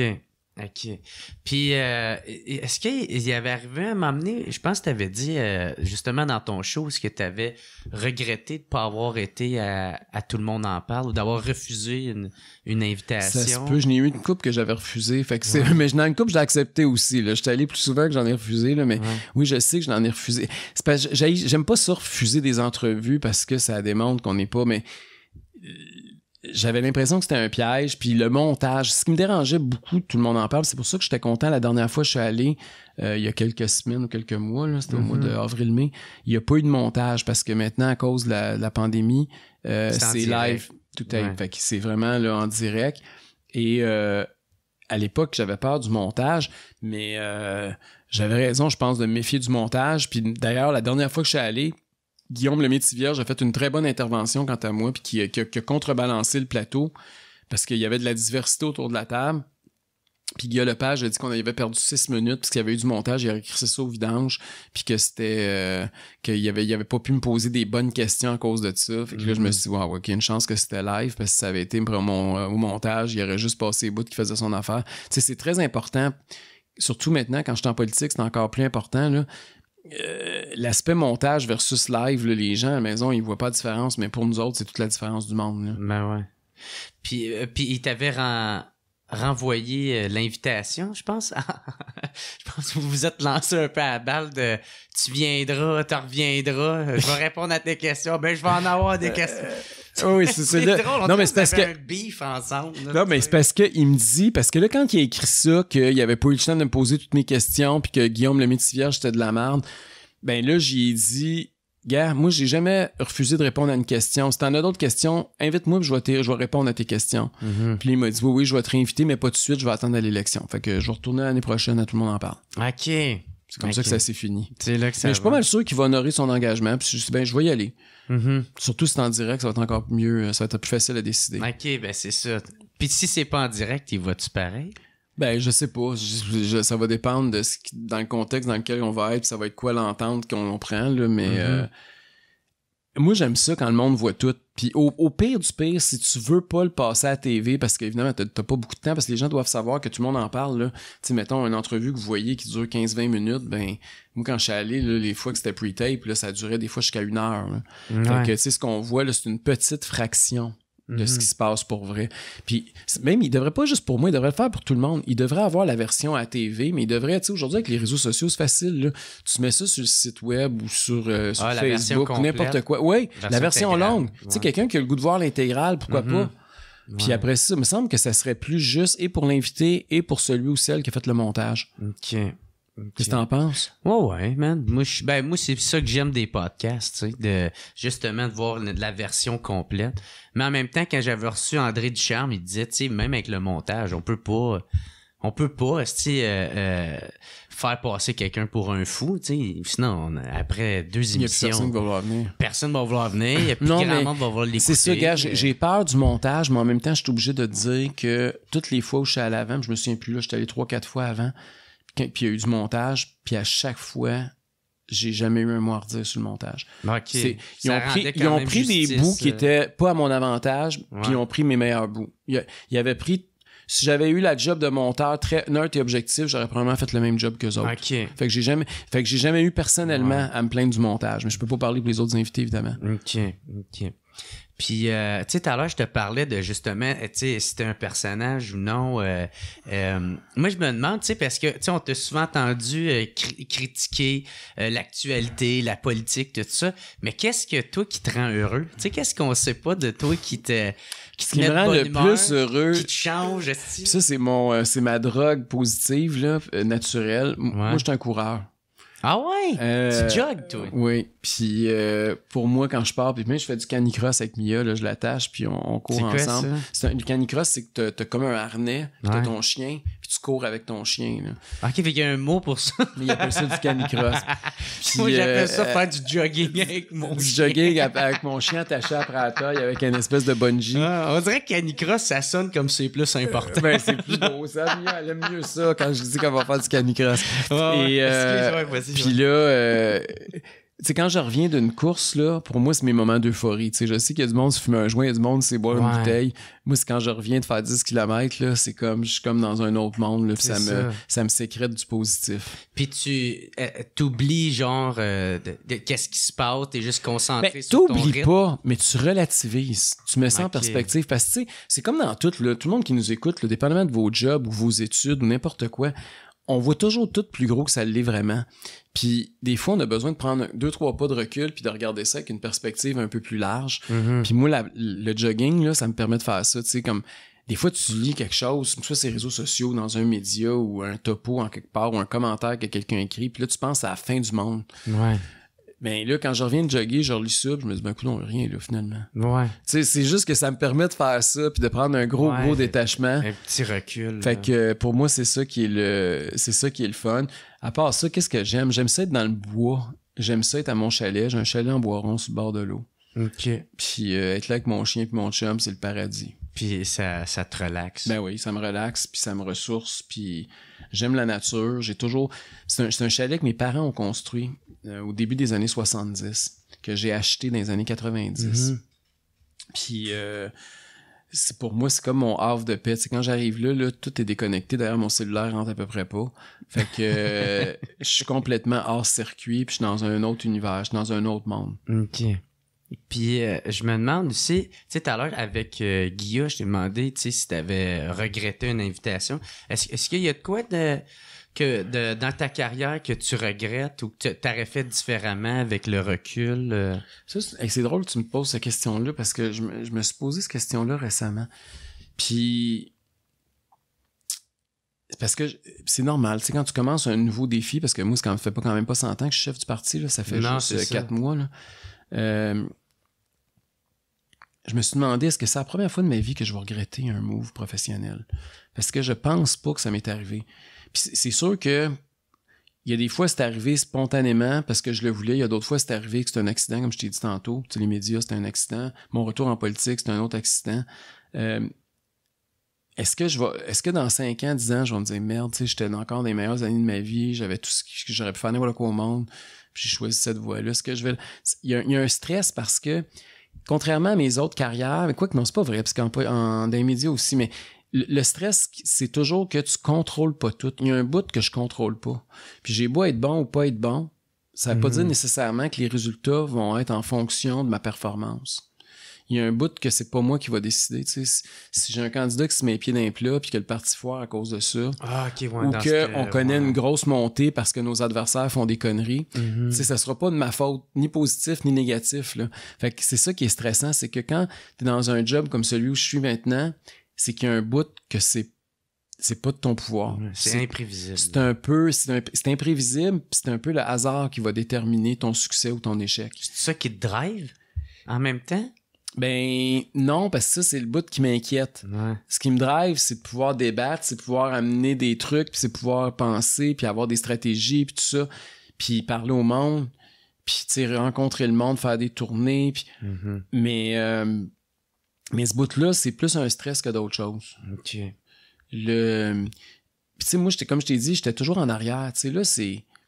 Ouais, là, t'as la face. Là, j'ai la face en avant. Puis non seulement j'ai la face en avant, mais t'es le chef. Tu sais, dans la politique, là, c'est une coche. T'es le leader. En fait, c'est 3 coches plus haut, là. Et il n'y a pas d'école pour ça, hein. Ouais. Puis t'as pas nécessairement juste des modèles, ou si t'en as, c'est très vague. Puis c'est pas si évident que ça. Puis j'ai jamais pensé que j'allais devenir un chef politique. J'ai jamais de ma vie sérieusement pensé que j'allais être chef d'un parti politique ou premier ministre du Québec. Là. C'était pas... tu sais, il y en a qui rêvent à ça depuis qu'ils sont au monde. Là. Ils ont vu House of Cards. C'est ça. Yeah, tabarnak! Fait qu'ils se sont dit que ils voulaient être clairs ou ils voulaient... Fait que là, mais moi, ça n'a pas été mon cas. Puis des fois, tu sais, faut que tu changes un peu, là, parce que quand t'es chef, là, tu penses plus juste à toi, là, t'as une équipe, là, c'est ça qui est la responsabilité, c'est que genre, si je me plante pas tout seul, là, je plante du monde avec moi qui vont mettre leur réputation puis leurs ressources derrière moi. Puis si on fait un succès, ben, je vais permettre à ces gens-là de connaître une ascension aussi. Fait que il y a une responsabilité, puis dans le débat public, quand tu commentes à la TV ou à la radio ou dans les journaux, c'est une chose, mais quand tu prends une décision puis que ça implique tous tes membres, des milliers de personnes partout au Québec, c'est un autre paire de manches. Fait que je peux plus parler juste pour moi-même. Puis en même temps, je veux rester authentique. C'est normal, dans la vie, on veut pas changer. Je veux pas changer, là, mais il faut quand même que je change, mais pas tout en restant, tu sais, c'est un défi d'équilibriste, là. Ouais. Ben, j'imagine aussi quand t'es dans un parti avec, ben, tu sais, dans le fond, c'est ça, tu représentes plus toi-même, tu représentes le parti, ben, il y a peut-être sûrement pas des sacrifices, mais des compromis, peut-être, tu dois faire. T'as pas le choix. Puis toi, si t'as le souci de vouloir être transparent, mais même si c'est ta face qui est là, tu peux pas... Il y a des affaires, il va falloir que tu piles sur... C'est sûr qu'il va falloir que je fasse des compromis. C'est sûr qu'il va falloir que je... Puis c'est normal, là, tu sais, je vais arriver dans un congrès, puis il y a des affaires qui vont être votées avec lesquelles je serai pas nécessairement d'accord. Puis je vais être obligé de les défendre parce que je suis le porte-parole du parti, puis ça va faire partie... Puis moi, j'ai jamais fait ça, là. Fait que ça va être un défi pour moi, c'est clair. J'ai une question pour toi, parce que tu me parles de ça, puis parce que je me suis dit ça. Tu sais, t'es dans le Parti conservateur, puis t'es sorti du garde-robe. Je suis sorti du placard. Je suis ouvertement gay. Ouais, c'est ça. Puis, tu sais, justement, le Parti conservateur, d'habitude, il est réputé pour être contre le mariage gay ou contre justement ça. Il y a trois affaires qu'il faut dire par rapport à ça. D'abord, le Parti conservateur au Québec, c'est pas le Parti conservateur à Ottawa. Parce que les gens souvent nous associent là, parce qu'on a le même nom, puis c'est normal. Le Parti conservateur du Québec, c'est un parti qui a une longue histoire au Québec. Hein. Les gens savent pas ça tout, là, mais on a eu 8 premiers ministres au Québec qui ont été des conservateurs. Je pense qu'il y en a qui savaient même pas qu'il y en avait. C'est ça. Non, ça a été le premier parti. Le premier parti qui a été au pouvoir au Québec, ça a été le Parti conservateur du Québec. Et donc, c'est un parti qui a des longues racines, mais qui est disparu pendant longtemps. Quand est arrivé en 1936, Maurice Duplessis, qui a été le dernier chef du Parti conservateur du Québec, a fusionné avec ce qui s'appelait l'Action libérale nationale. Puis c'était des libéraux qui étaient dissidents de Taschereau, là, en tout cas. Puis là, il a fusionné ça ensemble, c'est devenu l'Union nationale. Les libéraux et les conservateurs ensemble sont devenus l'Union nationale. Et le Parti conservateur, à ce moment-là, est disparu. Et là, le Parti conservateur, il y a quelques années, tranquillement, a recommencé à réapparaître. Puis là, depuis 6 mois, honnêtement, c'est sûr que c'est pas juste moi, là, c'est parce qu'il y a un timing, là, puis il y a toute une crise sanitaire aussi qui fait que l'échiquier politique est en train de se redéfinir au Québec. Mais le parti est passé genre de 500-600 membres. Au moment où je te parle, on est 24 000. Fait que on a connu une grosse croissance. On est le parti qui a le plus grand nombre de donateurs au Québec cette année. On est le parti qui a la plus forte croissance dans les sondages. On est rendu 2e phare dans la région de Québec. On a une députée maintenant à l'Assemblée nationale. La première fois depuis 1936 qu'il y a une députée conservatrice qui siège sous la bannière conservatrice à l'Assemblée nationale. Donc, le parti a beaucoup changé très rapidement. Puis le conservatisme à la québécoise, c'est ça. C'est différent.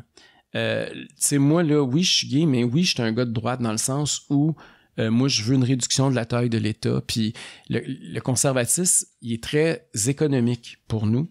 C'est-à-dire qu'on veut un État plus efficace, on veut payer moins de taxes, moins de bureaucratie, plus de liberté individuelle, plus de démocratie.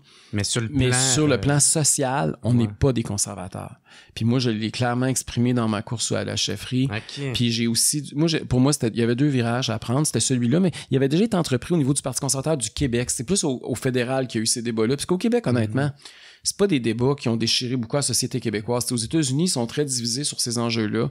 Au Canada anglais aussi, mais au Québec, je pense qu'il y a un consensus mou sur ces enjeux-là. Fait que là, t'es pas contre le mariage gay. Ben non, je suis gay. Mais, je suis pas contre l'avortement, je suis pas contre, tu sais, c'est bon. Mais je suis pas dans le conservatisme social 2 secondes, je suis dans le conservatisme économique. Okay. Puis je suis un nationaliste, ça c'est l'autre affaire aussi. Pour moi, tu sais, c'est le Québec d'abord. Là. J'ai choisi la politique québécoise pas pour rien. J'ai même refait le logo du parti quand je suis arrivé, que ça soit une espèce de fleur de lys. Pour moi, c'est très important que le parti soit d'abord le parti du Québec, puis le parti un parti d'abord et avant tout francophone. Puis c'est ça. Puis pour moi, c'était important de dire on est autonomiste, on est nationaliste. Fait que ça, c'était un virage important que je suis en train d'effectuer à l'intérieur du parti aussi. Puis tu sais, t'es arrivé en radio genre dans les années 2010, je pense. T'as commencé un petit peu avant ça, mais à peu près, en 2009, 2000. Puis tu sais, t'as fait ton coming out en 2017. Puis je me demandais pourquoi avoir entendu longtemps. Ben, au début, j'étais pas animateur, j'étais chroniqueur. Puis en limite, il y a jamais personne qui me l'a demandé, tu sais, c'était pas d'intérêt public, là.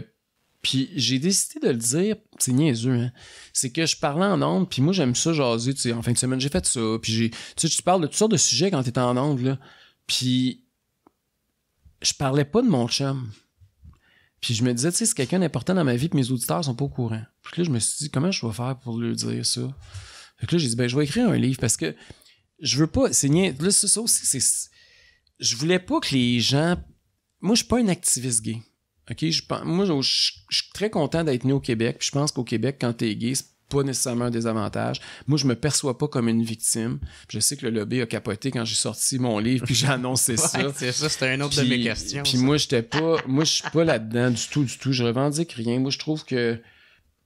Puis tu sais, c'est correct là, s'il y a des gens qui veulent s'impliquer, mais moi, quand on est rendu qu'on discute là, des 3e toilettes, puis c'est ça le principal enjeu de la communauté, là, moi, ils me perdent complètement. Là.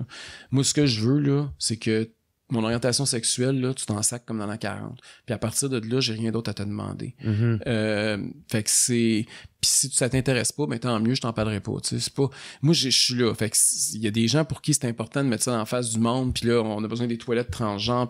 Puis je suis pas contre les trans, là, mais c'est pas le combat des gays. Là. Ça n'a rien à voir avec l'orientation sexuelle, là, les genres. Là. Fait que il y a tout un... Puis je pense que si on est rendu là au Québec, c'est parce que les gays ont plus nécessairement de revendications très fortes. Parce que l'égalité, en tout cas au sein d'une certaine génération, on l'a. Et, tu sais, ma grand-mère, là, a toujours été à l'église, puis elle a toujours fait son chapelet, puis elle a une vision morale différente de la mienne. Puis on la changera pas avant qu'elle meure. Puis c'est pas ça le but. Puis c'est ça que toi, tu revendiquais dans ton livre? Puis, mais toi, est-ce que t'en as vécu de l'homophobie puis de l'intimidation? C'est sûr que il y en a eu des affaires, mais tu sais, comme tout le monde, on a tous été en quelque part victimes de bullying dans notre vie à un moment donné ou à un autre. Là. Puis on a tous été des bullies aussi, il faut ça le dire. Là. Moi, le premier, là. C'est arrivé que des fois, tu sais, surtout quand t'es ticu, là, t'en fais des conneries, là, puis ça se peut que tu brasses des amis que t'aurais pas dû, là, ou tu ris d'eux autres puis t'aurais pas dû, puis on n'a pas toujours été fin. Puis t'apprends sur le moment que finalement c'est pas cool. Non, c'est ça. Faire pleurer du monde. Fait que, mais on est tous passés par ce processus-là des deux bords de la clôture. Puis, mais de façon générale, on essaye de pas l'être. Puis, tu sais, il y en a de la vraie homophobie. Là. Je suis pas en train de nier qu'il y en a, puis de dire qu'il y en a pas. Mais je suis en train de vous dire que ça existe aussi des gays au Québec qui en ont pas été victimes. OK. Puis c'est ça que tu voulais revendiquer. C'est ça que je revendique parce que on entend toujours le discours victimaire. Moi, au lieu de brailler, moi, j'ai envie de célébrer, j'ai envie de dire, regarde, ça existe. Il y a des gens pour qui on est arrivé là. Mais penses-tu des fois, si tu nuances plus, ton message va mieux passer?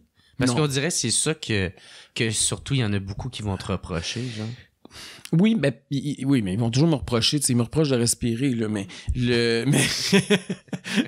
mais je veux dire, tu sais, mon message, là, si t'as lu mon livre, là, tu vas le voir, là, c'est assez nuancé, là, puis ils ont quand même trouvé, tu sais, un extrait pour le petit, t'as toujours moyen de prendre un extrait hors contexte d'un livre de 150 pages, puis de le sortir de la signification que tu l'as donné, puis d'essayer de faire un spin avec ça, là. Fait que c'est correct, ça fait partie de la game, mais je pense pas que même si j'avais essayé de modérer le propos, que ça aurait changé la réaction. Okay. C'est l'idée générale qui te dérange. Ouais. Puis quand tu l'as sorti, le livre, t'as fait, bon ben, ça m'appartient plus maintenant, lisez-le. Lisez-le, c'est ça. C'est ça. Ça m'appartient plus, mais c'est ça, c'est sa place publique, puis j'ai comme l'impression, je pense que ça a contribué. Parce que, tu sais, je me dis, quand j'ai fait des salons du livre, ça m'a bien gros surpris. Tu sais, quand tu fais un salon du livre, il y a du monde qui vient te voir de toutes sortes, là, puis ils veulent te faire signer leur livre, puis tout ça. Puis il y a beaucoup de gens qui s'identifiaient pas à la communauté gay à cause de ça, parce qu'ils regardent la parade, puis ils se disent c'est pas moi, puis ils regardent les revendications des groupes qui sont supposément qui parlent au nom de la communauté, puis ils se reconnaissent pas là-dedans du tout. Mais quand ils m'ont entendu parler, ben, ils se sont reconnus là-dedans. Et puis ça m'a réconforté. Puis ça m'a...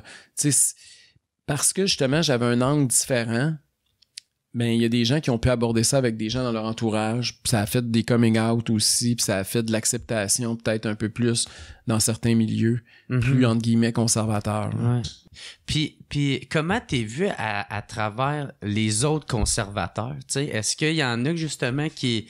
Ça a été difficile que ça passe vu que t'es homosexuel? Écoute, parmi les 13 000 membres du parti au moment du vote, j'ai eu 96% des votes. Fait que je pense pas qu'il y en avait beaucoup qui ont eu des gros problèmes avec ça. Puis j'ai jamais senti que c'était un problème. Au contraire, je pense qu'il y en a plusieurs qui étaient soulagés en disant, bon, au moins, on parlera pas de ça en élection, on parlait d'autres choses, on parlait des enjeux importants. Ouais, ils peuvent pas vraiment t'arriver avec le mariage c'est ça, je pense pas qu'ils vont m'écœurer avec le mariage gay puis l'avortement pendant 3 semaines en campagne électorale. Comme ils ont fait avec Andrew Scheer. Comme ils font avec Andrew Scheer, comme ils ont essayé de faire avec O'Toole encore récemment. Ouais. OK. Puis justement, au côté du Canada anglais, oui. Canada anglais, du côté fédéral, justement, eux autres, quand ils te regardent, est-ce que c'est la question encore la même, mais comment ça a été perçu, ça?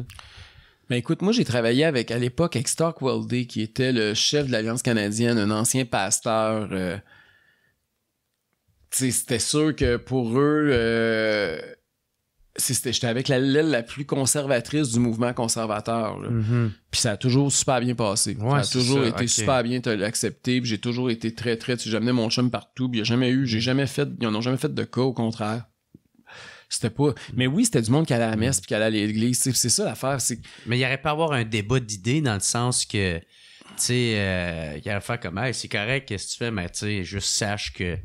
Moi, je veux pas que tu te maries non, mais je pense que moi, je me souviens, une journée, on était arrivé à Toronto, puis il y avait des activistes gays qui criaient Stockwell Day, sexist, racist, homophobic, Stockwell Day, go away. Puis là, ils nous avaient craché dessus quand on est rentré. Et Valérie, la femme de Stock, était avec moi. Puis elle m'avait dit après, tu sais, Eric, à eux autres, là, ils sont 300 dehors, je sais pas combien de centaines qui étaient, là, à hurler, puis à être déguisés, puis tout le kit, là. Puis elle dit, toi, tout seul, tu fais avancer plus là, les idées puis la tolérance à l'endroit de la communauté gay que les 300 qui sont réunis dehors. Là. Parce que eux autres, là, ils divisent, puis ils stigmatisent, puis tu sais, moi, c'est un peu ça mon but. C'est que quand je dis qu'il faut rassembler les Québécois, c'est un peu le même rôle que je vois qu'il faut faire pendant la crise sanitaire actuelle. Là.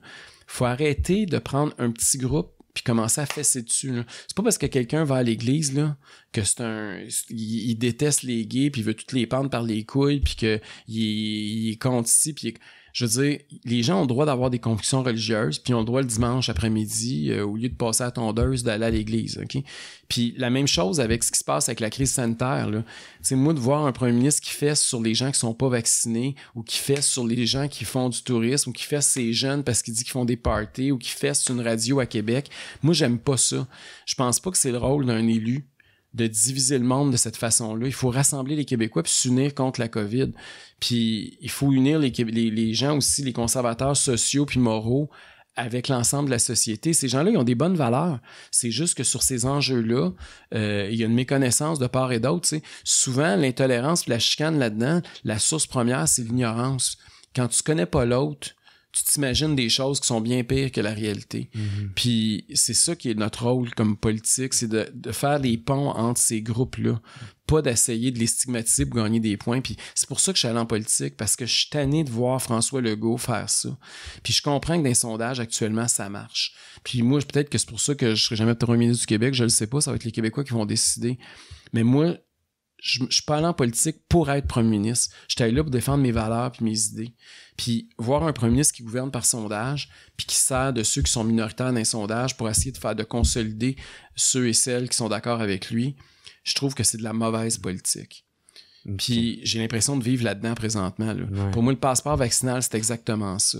On prend une minorité puis on se dit eux autres, là, c'est des ci, c'est des ça. Puis là, on essaye de craquer les gens qui sont vaccinés en disant c'est de leur faute. Puis je trouve que c'est de la mauvaise politique. C'est pas comme ça qu'on va... Tu sais, il y a les gens qui... Tu veux faire ça différemment. Ben, les gens qui veulent pas se faire vacciner, là, c'est un libre choix. Là. Ils ont choisi de pas se faire injecter quelque chose dans leur corps. C'est leur droit fondamental. Puis de vouloir prendre ça pour essayer de faire passer ces gens-là pour des monstres, c'est odieux. Toi, as-tu déjà senti justement que mettons, qu'on a utilisé genre le fait que, vu que toi, t'es homosexuel, de redorer l'image des conservateurs avec ça? T'es-tu déjà senti... Mais pour moi, genre... là, être gay, là, c'est pas positif ni négatif, là. Moi, j'ai pas choisi... moi, je suis plus attiré, là, tu sais, c'est biologique, là, c'est physique, là, chez moi, là, puis... Moi, je suis plus que j'aime mieux passer une nuit dans les bras d'un gars qu'une fille. Qu'est-ce que je te dise, là? Je suis fait comme ça, là. Fait que pour moi, c'est pas ni positif ni négatif, là. La couleur de tes cheveux, c'est la couleur de tes cheveux. La couleur de ta peau, c'est la même chose, là. Je veux dire, c'est pas des choses qu'on peut nécessairement changer. Puis... Ben, les cheveux, peut-être un peu, là. Mais, mais c'est jamais... Pas toujours avec du succès. Mais pour moi, c'est pas négatif ou positif. C'est juste un état, puis il faut en prendre acte. Fait que mais je comprends ta question. Ouais. Dans le fond, tu dis, est-ce qu'il y a des gens qui voudraient utiliser ça? Ouais. Il y a été une époque où on l'aurait utilisé contre moi. Est-ce qu'aujourd'hui, on est rendu que être gay, c'est-tu un plus? Ben, c'est ça. Je me demandais si ça t'avait traversé l'esprit, justement. Que... Ben, non, parce que pour moi, c'est pas un enjeu. Je ne ferais pas en campagne sur des droits de gays. Là. Pour moi, c'est pas un enjeu électoral où je pense qu'il y a un consensus au Québec. Puis on va parler des choses qu'un parti va changer par rapport à l'autre plutôt que des positions qui sont communes. Là. Ouais. Fait que je pense pas. En tout cas, j'espère. Puis je pense pas que mes adversaires vont utiliser ça contre moi non plus. Ouais. Quand je me suis présenté en 2003 pour l'ADQ, ça, c'était weird. Je m'étais présenté dans la circonscription de Deux-Montagnes. C'était au nord-ouest de Montréal, là, dans les Basses-Laurentides. J'habitais là, j'habitais à Saint-Eustache. Et il y avait des gens qui avaient mis, probablement qui savaient que j'étais gay, mais de toute évidence, ils savaient. Puis ils avaient mis comme des pénis dans ma bouche. Ils avaient dessiné des pénis dans ma bouche sur mes affiches électorales. Ah ouais? Puis j'avais trouvé ça très malaisant puis très dégradant. Mm-hmm. Mais je pense, tu sais, ça fait quand même quelques années, là. Je pense pas que 20 ans plus tard, on va revivre ça nécessairement, là. Ouais. En tout cas, j'espère que non. Mais c'est drôle, là. J'ai l'impression que, autant à l'époque, ça m'avait gêné, autant aujourd'hui, je m'en foutrais. Puis autant, j'ai l'impression que si mes adversaires faisaient ça jouerait contre eux. Tu sais, c'est ça l'affaire aussi, là. On n'éliminera jamais l'homophobie, comme on n'éliminera jamais le sexisme, le racisme. Je veux dire, tu peux pas éliminer ça. Le gouvernement peut pas, c'est pas parce qu'il adopte une loi au Parlement qu'il y a plus de racisme, là, tu comprends? Fait que, ce qui est important, c'est que la majorité soit du bord de ceux et celles qui sont persécutés. Puis, que le système soit de ton bord. Puis aujourd'hui, quand un homophobe se lève puis fait des conneries, ben la majorité est contre lui, puis c'est lui qui paye le prix. C'est pas celui sur qui il tape. Et c'est ça qui est important. Mais vouloir éliminer l'homophobie ou éliminer le racisme ou éliminer le sexisme, c'est une utopie. Ce qu'il faut s'assurer, c'est que le système est du côté de celui qui est persécuté. Okay. Moi, c'est comme ça que je le vois. Mm-hmm. Parce que tu peux pas... Tu sais, c'est comme adopter une loi contre la pauvreté au Parlement. C'est pas parce que tu adoptes une loi contre la pauvreté que tout le monde est rendu riche le lendemain, là. Ouais. Tu sais, c'est un peu... Moi, je trouve toujours que c'est des pelleteux de nuages, un peu. C'est pour ça que j'aime pas les politiques de la gauche, parce que j'ai toujours l'impression que c'est un peu ça. Tu sais, ils sont beaucoup dans le paraître, puis dans le pareux, puis dans la pensée magique. Mais tu sais, ça, toi, t'es bien de la droite, mais je me demandais, y a-tu des idées que t'aimes de la gauche? Qu'est-ce que quelque t'aimes chose que j'aime de la gauche? Ouais. Eh boy! Peut-être que... Ben écoute, j'ai fait alliance à quelques occasions avec la gauche, puis là, ça va te surprendre, j'ai même déjà co-organisé avec Manon Massé une manifestation. Ah ouais? On a parlé toutes les deux après une manifestation devant le siège social de Bombardier, c'est la rue René-Lévesque à Montréal, parce qu'il y avait encore eu des subventions éhontées aux dirigeants qui avaient augmenté leur salaire en même temps. Écoute, c'était scandaleux. Puis moi, je suis pas du tout un partisan des subventions aux entreprises. Puis ça, je sais que la gauche aussi, ils n'aiment pas ça, ce bout-là. Puis ça, moi, j'ai toujours pensé que c'était pas le rôle de l'État de choisir des gagnants puis des perdants des entreprises privées. Le rôle de l'État, c'est de créer un climat où il y a une concurrence, puis de laisser les entreprises faire ce qu'ils font de mieux, c'est-à-dire se concurrencer entre eux, puis offrir le meilleur service ou le meilleur bien au moindre coût à leurs clients. Puis le libre choix. Le rôle de l'État, c'est pas de dire « Monsieur Fitzgibbon va se promener avec des chèques, puis il va donner ça à ses amis, puis il va taxer tous les autres. » Ça, pour moi, ce modèle-là, c'est un modèle de faillite. Mm-hmm. Et malheureusement, j'ai souvent l'impression que c'est ça qu'on a comme modèle au Québec. On est très... Bizarrement, on est loin d'être les plus riches, là, puis on est de loin ceux qui donnent le plus d'argent en subvention aux entreprises. Puis pour moi, ça a toujours été un gros problème. J'ai toujours un malaise avec ça. Mais fait que ça, c'est-tu à gauche, ça? Moi, j'en ai aucune idée. Mais si Manon Massé est venu parler avec moi sur le même stage, d'après moi, ça doit être pas mal à gauche. Je me dis, ça doit être à gauche aussi, ça. OK, fait qu'il y en a, là, tu sais, t'es pas fermé d'esprit, mais t'es quand même ouvert à certaines idées. Mais tu sais, il y a des affaires que, par exemple, tu sais, quand on a fait aussi, je me souviens, quand c'était la lutte à la corruption, tu sais, quand il est arrivé l'affaire de la commission Charbonneau, puis tout ça, j'ai été aussi avec des gens de QS puis des gens de la gauche contre ces affaires-là, puis tout ça. Fait que ça transcendait aussi les partis. Présentement, avec la crise sanitaire, beaucoup de Québec solidaire deviennent membres du Parti conservateur du Québec. Puis ça, je suis content. Là, les QS, ils les appellent les hippies de leur mouvement, là, parce que t'as comme les woke puis t'as les hippies un peu dans QS. Hein? T'as deux groupes. Là. Okay. Je sais pas, tu comprends-tu de quoi je parle? Là? Ben, je te laisse aller. Moi, je... Tu sais, les woke, là, c'est ceux qui... Oui, je sais c'est quoi. OK, les woke, c'est quoi? Puis les hippies, mais ils sont plus, tu sais, vivre et laisser vivre. Là, sont plus dans l'esprit de mai 67, là, du côté européen, ou même de sur l'environnement. C'est ça, mais sont beaucoup aussi sont contre les grosses entreprises, ils aiment ça fumer un petit joint de temps en temps, sont plus bohèmes un peu là. OK. Les gratteux de guitare. Et ces gens-là, non mais ces gens-là souvent sont contre le Big Pharma. OK. Ils sont pour la liberté de choix en matière de vaccination. Ils sont contre l'État qui veut nous imposer des choses ou qui veulent nous mettre des choses. Souvent, ils aiment les produits naturels, ils aiment ces affaires-là. Là. Okay. Ils sont contre l'État qui veut nous imposer des choix.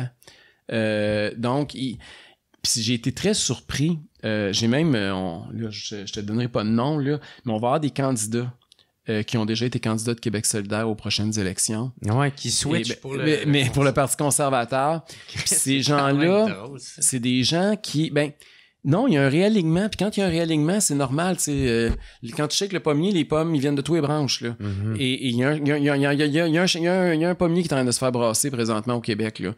Et il va y avoir des gens de toutes les couleurs qui vont apparaître dans le panier conservateur. Parce que ces gens-là voient souvent les impacts négatifs des mesures sanitaires abusives qu'on a vécues depuis 1 an et demi. Puis quand ils en sont pas carrément eux-mêmes victimes, puis là, ils se disent ça n'a plus de bon sens. Puis gars, j'ai beau être de gauche, s'il y a juste Éric qui parle pour nous autres puis qui défend ce monde-là. Là. Fait que on a puis l'inverse est aussi vrai. Là. Il y a des gens avec qui j'ai toujours été politiquement associé qui vont aller qui sont de plus en plus mes adversaires. Ah ouais. Puis, mais c'est normal, tu sais. Mm-hmm. Je suis sûr que tout le monde qui nous écoute présentement, vous vivez ça là, dans vos familles, dans vos milieux de vie, dans votre travail, avec vos voisins.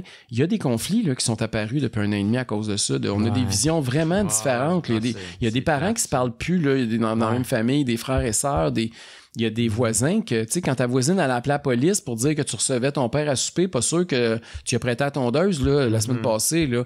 Fait que, tu sais, il y a eu toutes sortes de clivages qui se sont faits. Puis ça a comme réaligné les affaires. Puis en politique, c'est la même chose. Mm-hmm. Fait qu'on va, on va vivre une nouvelle. C'est pour ça que les gens qui essayent de prédire ce qui va se passer l'année prochaine, bonne chance. Parce que la réalité, là, c'est que il y a personne qui le sait. Là. Ceux qui parlent, ils le savent pas. Là. Il y a tout peut se passer, tu sais. Tout peut se passer. Puis là, t'as parlé de famille, tout ça. Je me demande, toi, au souper, à la table, ça parle-tu de politique? Oui, c'est sûr qu'on en parle, Ouais. mon chum puis moi. Ouais. Non, mais tu sais, on va dire la grosse famille, là, à table, est-ce que ça parle politique ou on... Ça dépend avec qui. Ma famille, Ouais. tu sais, comme je te dis, mes parents, mon chum, je vais en parler. Quand plus il y a du monde, moi, je vais en parler. Ouais. Est-ce qu'on s'attend à ce que toi, tu parles? Mais ou ils on veulent fait- toujours que je parle. Ouais. Mais moi, je me retiens. Tu fais, gars, là, je vous aime. Je vais faire comme avec toi, là, j'ai assez parlé. On va... Puis, ouais, je me demandais aussi, tu sais, comment que ça a commencé, ça, pour toi? Est-ce que même quand t'étais à l'école ou quand t'étais ado... Ah oui, j'aimais la politique. T'aimais la politique, même débattre puis de parler de tes idées ou de... Mais nous autres, moi, je suis la génération aussi canadien-nordique. Hein? Nous autres, la première politique qu'on a jasé... Ah, c'était le hockey. Ben là, c'est normal, non? Ouais. J'étais un Québécois, non? Ben, moi, j'étais à l'époque où les Nordiques, là, c'était la division canadien-nordique, c'était la grosse affaire. Puis toi, moi, t'es né à je Montréal. suis né à Montréal, mais je prenais pour les Nordiques. Ah ouais. Fait que, parce que là, que, il devait- ça, à l'époque, faut que vous sachiez que... Fait que déjà plus jeune, le monde te déteste. Ben non, parce que faut comprendre qu'à l'époque, là, pis ça, y a pas les jeunes, vous observez pas ça, là, mais Ok. les Nordiques avaient plus de joueurs québécois puis francophones, OK? OK. Puis on avait un sentiment d'appartenance plus grand, en tout cas pour plusieurs d'entre nous, qu'avec le Canadien. Puis les plus vieux, étant donné qu'ils étaient là, quand il y avait juste le Canadien puis il y avait pas les Nordiques, eux autres, ils prenaient tous les Canadiens. Parce que, tu sais, leur équipe, depuis qu'ils étaient petits, c'était les Canadiens. Puis le groupe arrive les Nordiques, ils trouvent ça bien sympathique, mais c'est pas leur club, là. Ouais. Tandis que nous autres, c'était le contraire. C'était le club qui arrivait avec notre génération. Fait qu'on avait l'impression que les Nordiques, c'était comme notre gang. Puis Ouais. fait que ils sont arrivés, ils sont venus au monde en même temps que nous autres. Puis en plus, ils ont des joueurs qui sont capables de nous parler dans notre langue, tu sais. Fait que c'était comme... On avait comme un double sentiment d'attachement aux Ben Nordiques. oui. Fait que ça faisait des gros conflits. Hey, mon père, tabarnak. C'était-tu Hey, un Canadien ou un Nordique? Nordique, hey, start-les pas là-dessus, sacrément. Ils détestent tellement les Canadiens que quand ça a fini, les Nordiques, il a pris pour les sénateurs. Mais tu sais, on Hey autres, on vient de boy. Gatineau, là, tu sais. Fait que lui, il pognait pour les Sens. Je suis comme, Pat, t'es zaï à ce point. Ouais. Moi, ça m'a pris au moins 10 ans avant de devenir partisan des Canadiens après que les Nordiques soient partis. OK. Pendant des années. Là. Puis même encore aujourd'hui, faut pas trop j'y pense. J'ai Ah encore ouais. une crotte sur le cœur. Ouais.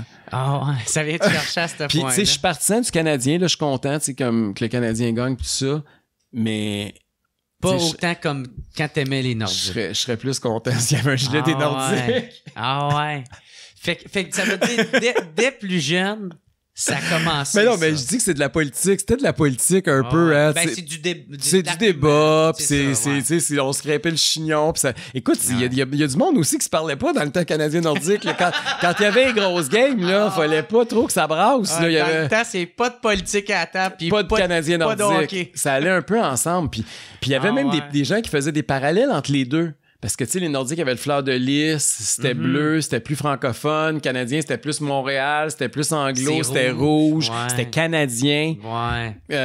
Fait que, tu sais, c'était plus avec un coach anglophone, alors que les Nordiques, c'était Michel Bergeron. Fait que, tu sais, il y avait tout un Un gros débat. un là. espèce, le débat référendaire était un peu impliqué là-dedans. Ouais. Puis il y avait des guerres de brasserie aussi dans le temps. Hein. C'était la O'Keeffe contre Molson. Ah ouais. Ben oui, parce que Ils y a- ont mêlé la bière là-dedans. Ben oui, c'était O'Keeffe, c'était le commanditaire, un des commanditaires principaux, un des principaux commanditaires des Nordiques, tandis que Molson, évidemment, c'était le Canadien. Ouais. Fait que la rivalité était tabarnak. forte. T'as manqué ça, hein? Ben ouais, moi, tu mêles la bière là-dedans, c'est sûr, je rentre, là. Là, tu regrettes hein, On de est pas avoir porté été là. au kiff. Non, c'est une Ça joke. existe encore, la O'Keeffe? J'en ai Mon aucune père buvait idée. ça, je sais, mais ça fait ouais. des années que j'ai pas vu de bouteille Ah d'O'Keeffe. ouais. À chaque fois que j'en vois un en commandé dans une taverne, un de mes chums, je fais tout le temps, gros, on dirait que t'as comme 50 ans quand tu commandes ça. Dans la plupart, c'est de la 50, là. Je pense qu'il boit le monde, là. Tu sais. OK, fait qu'avec les Canadiens nordiques, puis après ça s'est transformé comment? Ben, ça s'est transformé en politique, là, puis c'est devenu Ouais. un peu le même. Mais j'ai été impliqué là, pour des affaires bien niaiseux, là, mais Mhm. je sais pas quel âge que j'avais. C'est le premier article que j'ai écrit dans un journal, puis c'était dans un journal local. Puis c'était sur... Il y avait un parc en avant de chez nous, puis le conseiller municipal nous avait promis qu'il mettrait pas de lumière. Fait que là, nous autres, on allait jouer là le jour, puis tout ça, puis on voulait pas que les grands viennent jouer le soir, puis que tout le voisinage soit dérangé, puis que... Puis là, finalement, le conseiller, contrairement à ce qu'il avait dit en campagne électorale, une fois élu, tu sais, comment c'est un politicien, il a décidé de faire le contraire. Et là, j'avais parti une pétition. J'avais fait le tour de tous mes voisins. Je devais avoir 12 ans, là. Puis j'étais allé faire signer tous les voisins contre la pétition. Puis j'étais allé la présenter à l'hôtel de ville. J'étais allé la déposer au conseil de ville. Puis j'ai écrit un article. 12-13 ans. 12 ans. Puis là, puis écoute, ça avait marché. On avait réussi à le retarder. Finalement, ils ont fait les lumières. Ça a pris une couple d'années, mais on avait quand même retardé le projet un peu. Puis, mais ça, je pense que c'est un engagement assez politique. Là. Puis, mais c'est pas, mais c'est pas de la grosse politique, là, on s'entend, là, tu sais. Mais pour un enfant, le parc, tu sais, pour moi, c'était ma vie, là. Moi, je fumais des battes à 13 ans, puis j'écoutais Dragon Ball. T'as jamais arrêté, hein? Non, non, ça fait longtemps que j'ai arrêté. Pas la coke, par exemple. Non, c'est un joke. Mais non, fait que... Mais c'est quand même de quoi, tu sais, à cet âge-là... Bon, fait que ça, c'était peut-être une conscientisation politique très jeune. Est-ce que ça justement, ça t'avait amené du... Oh! Je peux m'impliquer puis changer des choses? Mais c'est sûr que là, tu vois que concrètement, tu peux faire de quoi. Puis c'est sûr que ça avait joué un rôle dans mon éveil politique d'une certaine façon, mais c'était pas conscient, là, honnêtement. Non. À cet âge-là, t'es trop jeune pour... Mais déjà, je me souviens, maman me disait qu'à partir de 12-13 ans, là, quand je revenais de l'école, je courais parce que c'était la période des questions à l'Assemblée nationale, puis je voulais regarder ça. Ah ouais? Fait que, puis là, on parle, tu sais, c'était fin des années 70, début des années 80, là, fait que c'était René Lévesque qui était encore premier ministre du Québec, puis je l'aimais beaucoup. Puis je voulais écouter ce qu'il avait à dire. Ah ouais, hey man, fait ça devait être cool de... Fait que ça, je me souviens de ça. Ça a été mes premières affaires, là, tu sais. Puis mon grand-père, c'était un journaliste à la presse, puis il était très politisé. Puis mes parents, c'était pas des parents... J'ai pas eu des parents qui avaient une grande éducation, là. C'était des parents qui ont travaillé très fort, mais c'était pas du monde qui sont allés à l'école longtemps. Plus ouvrier, genre? Oui, mon père a toujours travaillé dans la construction. Puis ma mère, quand j'étais jeune, elle était chauffeur d'autobus scolaire. Et mon grand-père, c'était un journaliste, fait que lui, il était plus scolarisé, puis il était plus intéressé par des débats politiques, puis cette affaire-là. Puis c'est beaucoup lui qui m'a éveillé à ce niveau-là. Est-ce que tu débattais avec lui? Un peu, mais j'étais assez d'accord. Tu sais, quand t'es jeune, là, t'es plutôt d'accord avec ton grand-père. Là, puis il te présente ça, évidemment, sous un beau jour. Hein, c'est un peu normal. Fait que c'est ça, mon grand-père a eu un rôle important dans mon éveil intellectuel. Ah, c'est cool. Puis tes parents, eux autres... Mais mes parents m'ont toujours soutenu. Mes parents ont été très... Écoute, mes parents sont extraordinaires. Même si eux sont pas allés à l'école longtemps, mes parents se sont beaucoup sacrifiés pour mon éducation. OK. Mes parents, ils prenaient pas de vacances pour me payer l'école privée. Mais je t'ai ému, là, je te parle de ça, là, mais moi, je suis devenu qui je suis, là, puis c'est en grande partie à cause de mes parents. Puis, même s'ils étaient pas capables de me suivre dans mes devoirs, puis tout ça, ils m'ont toujours... Je sentais que j'avais beaucoup de valorisation quand je faisais ça. Mm-hmm. Puis mes parents, quand j'étais très petit, ils m'ont envoyé à la prématernelle en anglais. Parce que mes parents parlent pas anglais. Puis ils ont toujours vu ça comme un handicap pour eux. Puis ils ont toujours dit, on va offrir ce qu'il y a de mieux à notre fils que ce que nous autres, on n'a pas. Ouais. Puis on partait aux États-Unis l'été. Puis, tu sais, c'était moi, on allait au restaurant, c'était moi qui lisais le menu puis qui leur disais qu'est-ce qu'il y avait. Ah ouais. C'est moi qui, quand on arrivait dans un hôtel, qui allait négocier le prix avec la réception. Puis mes parents parlaient pas anglais. Mm-hmm. Puis mes parents, tu sais, mon père, le premier livre qu'il a lu, c'est le premier livre que j'ai écrit. Tu sais, il s'est mis avec ma mère à tous les jours puis il lisait une page avec elle.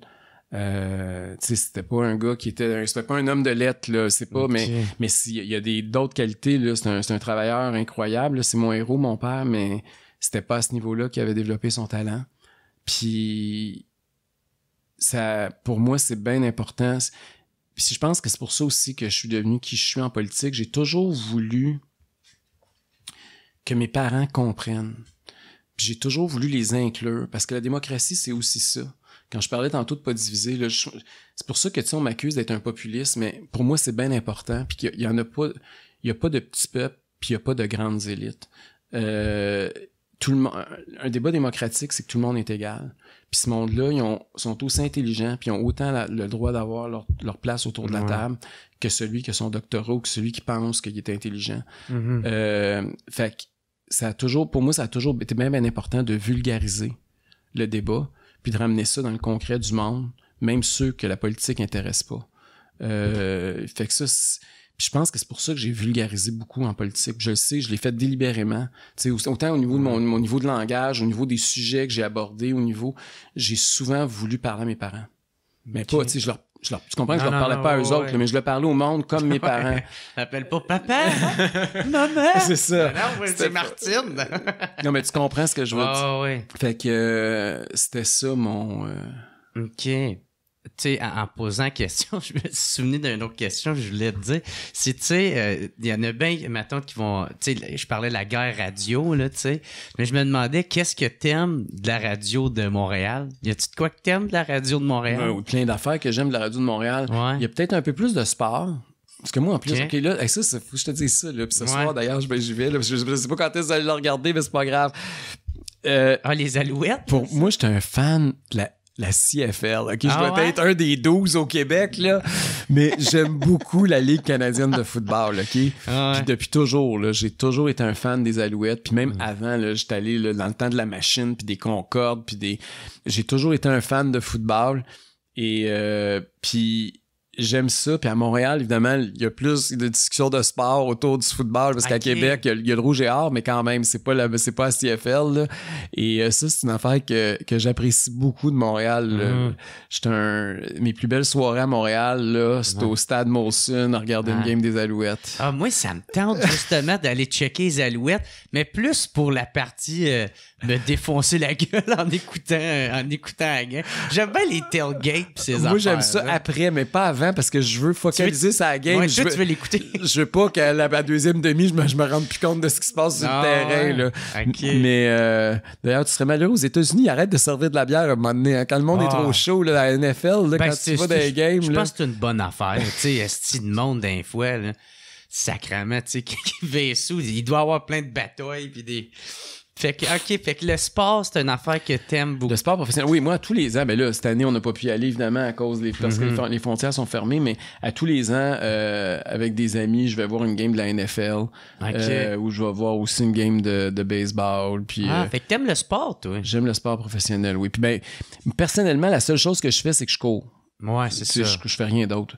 Des fois, je vais au gym, mais pas de façon sérieuse. Le sport que je pratique sérieusement, c'est la course. On va là porter des shorts. Là. C'est ça. mais courir, c'est pour vrai. Là. Tu sais, j'ai couru une dizaine de marathons. Tout ça, pour moi, la course, c'est important. Okay. Mais les autres sports, non. Mais j'aime ça regarder ça. Moi, c'est sûr que tu sais, quand je suis chez nous, là, j'écoute pas RDS ou pas RDS, j'écoute RDS, j'écoute pas RDI ou TVA Sport. Là. Moi, la télé, là, souvent, sur des postes américains à regarder des games de toutes sortes d'affaires. Là. Okay. Quand je veux me détendre pour changer les idées. Tu sais, regarder RDI, là, je revenais fou. Là, à un moment donné, il faut que je me vide la tête. Puis, y a-tu de quoi d'autre que t'aimes de la radio de Montréal? Autre que le sport? Ben oui, il y a plein de choses que j'aime. Là. C'est sûr que les budgets sont plus importants. Fait que c'est sûr qu'il y a souvent des segments plus courts avec plus de contenu. Parce que c'est sûr que quand tu as plus de médias, tu as plus de journalistes, tu as plus de... Fait que ça, c'est sûr que c'est quelque chose de positif. L'autre affaire que Montréal a, moi, j'aime ça aussi.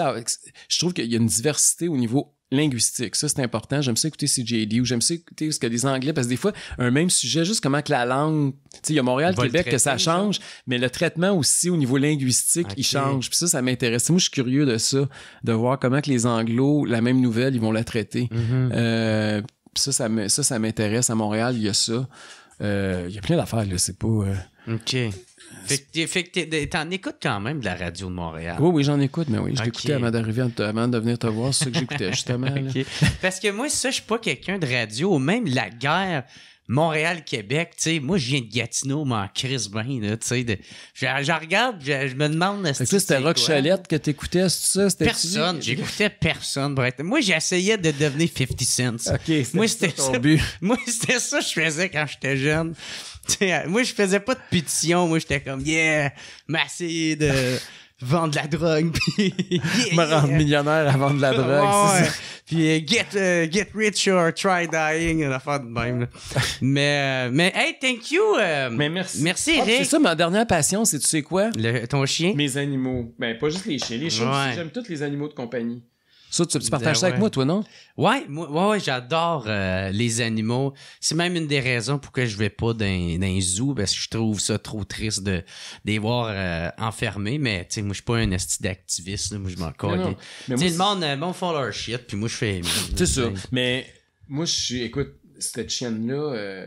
Elle parle dans le micro, sinon t'entends. Ah, excuse, elle aussi, elle parle. Elle est capable de bien parler, Mania. mais tu sais, quand tu connectes avec un animal, là, Ouais. c'est la première fois de ma vie que j'ai une connexion aussi forte. Puis là, je sais que je vais passer pour un fou pour certaines personnes, là, mais c'est pas une forme d'intelligence. Je sais pas c'est quoi. C'est comme un instinct. Il y a quelque chose. C'est la première fois que je suis capable de communiquer avec un animal de façon aussi importante. Ouais. Puis Ben, tu ça- l'expliquais au début, là, tu sais, avec s'il y a du monde qui Ah oui, qui c'est ça. sont Non, mais c'est pas agressifs juste ou- ça. Là. Bien plus que ça. Je sais ce Ouais. qu'elle veut. Là. Comme là, je sais qu'elle veut aller dehors. Là, elle est tannée, Ouais, là. elle est tannée. Mais elle me donne toutes sortes de signes.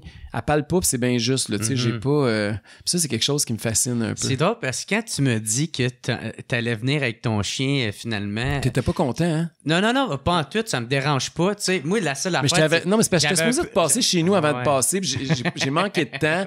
Ouais. Puis là, j'ai dit, ah merde, je veux pas la laisser dehors parce qu'il fait chaud dans le Mais non, char. tabarnak. Fait que tu là, laisses j'ai pas ça dit, dans un là, char, s'il veut pas ouais. que j'arrête, je vais y aller, mais je vais être plus en retard. Fait que là, Ouais. Non, mais moi, ça me dérangeait pas. La seule affaire, je trouvais ça drôle, c'est-tu, vu pour ben du monde, surtout dans le statut que j'avais fait la veille, tu sais, t'es le méchant. Je suis comme, ça serait drôle qu'il arrive avec un petit chien, puis là, il fait comme le méchant, comme dans James Bond.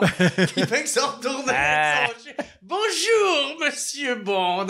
Fait que, tu sais, ça me faisait rire, là. Puis, finalement, c'est pas ça pantoute, hein? ben non, man, moi, tu sais, j'ai bien aimé parler avec toi. Tu sais, je t'ai beaucoup plus laissé parler, là, tu sais, mais c'est un peu ça le podcast, là, tu sais. Je voulais apprendre justement à te tu me connaître. connais T'es un peu qui, mieux.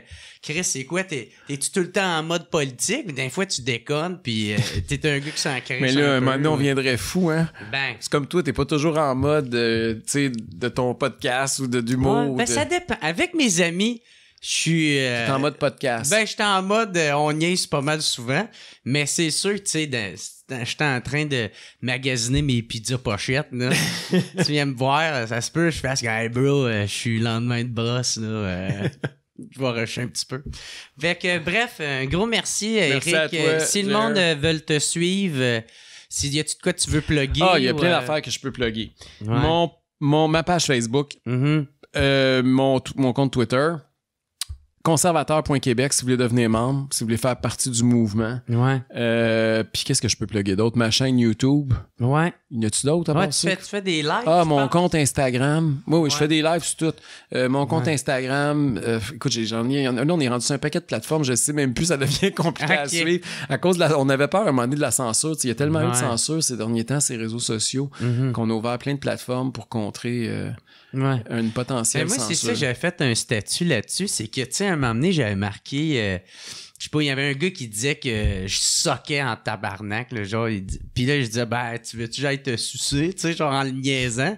Puis là, Facebook m'avait comme, OK, il pensait que c'était vrai. ben, que je faisais vraiment des faveurs sexuelles, des affaires. Fait que là, ils voulaient me bannir. Ben, en tout cas, ils m'ont reproché ce commentaire-là. Je suis comme, tabarnak, c'était, tu sais, c'est un pour niaiser le Écoute, gars. moi, ils ont là, tu sais. censuré une vidéo que j'ai faite avec André Lejeune, tu sais, un chanteur de rigodon de 86 ans, puis ils ont dit Ah que c'était- ouais? puis ils l'ont censuré. Puis t'avais-tu des propos Ben, pas en tout. controversés, Il parlait, ou, disait que, tu sais, comment que les personnes âgées souffraient de la pandémie, puis qu'ils avaient hâte de recommencer les spectacles, puis il fallait aller Ouais. les voir, puis il fallait le dire, donner de l'espoir aux personnes âgées. Mhm. Ils ont censuré. Je sais pas, des fois, ça doit être les moteurs de traduction. C'est des robots qui font ça, Ouais. là. C'est même pas des êtres humains, là. Puis qu'est-ce que j'ai trouvé qui était, par exemple, contradictoire, c'est que, tu sais, quand t'es sur Facebook rencontre, par exemple, Oui. ils vont...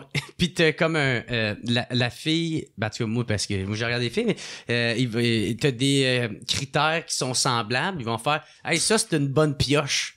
Une pioche. » Il dit « Pioche. » Je suis comme, man, il me semble, c'est pas cool, là, si tu appelé une fille une pioche, là, tabarnak. Tu sais, il me Ça, semble- c'est une traduction de quelque chose? Ben, je sais pas, c'est un autres qu'il faudrait leur demander, mais une bonne pioche, là. Si nous autres, dans les appels de Ah même, ouais. on serait censurés. Ben, on dirait que c'est plus une conversation de vestiaire. Hey, elle n'est pas une hier, elle a une petite bonne pioche. Il me semble que ça. Bref. Ça clash un peu. Fait qu'en tout cas, merci Eric Merci à toi, Jer. d'être venu sur le podcast, d'avoir accepté mon C'est un plaisir. invitation. J'espère que tu as eu du fun. J'espère que toi aussi tu en as eu. Yes. Puis on va s'en reprendre peut-être un de ces quatre. On va voir. Quand je vais être premier ministre du Québec, peut-être tu vas-tu me réinviter, là? Ben, si t'es premier ministre, je suis down, bro. Mais on va voir qu'est-ce que le monde va en passer, tu sais. Tu vas avoir des deux barres. Je t'avertis tout de suite. Ça, Ouais. c'est déjà prévisible. Là. Tu vas avoir ouais. des pour et des contre. Je pense que ça va faire jaser. Mais j'ai essayé de pas aller dans la politique puis d'apprendre à te connaître. Mais je t'ai ramené t'sais. un peu à la politique de temps en temps. Hein? Ben, je pense que c'est ça que tu fais, tu sais. Ben non, j'ai pas le choix. Là, c'est Yeah. ma vie. Tu voulais pas connaître ma vie. C'était une Ouais. grosse partie de ma vie quand même. Essayé de te ramener de l'autre bord. On a un peu réussi. Fait que merci tout le monde d'avoir écouté. Merci. On se revoit la semaine prochaine. Ciao tout le monde. It's the What's Up Podcast. What's Up Podcast. What's Up Podcast. Avec Jeremy Alain. Yeah, yeah, yeah, yeah, yeah, yeah. Poum, poum, poum, poum, poum.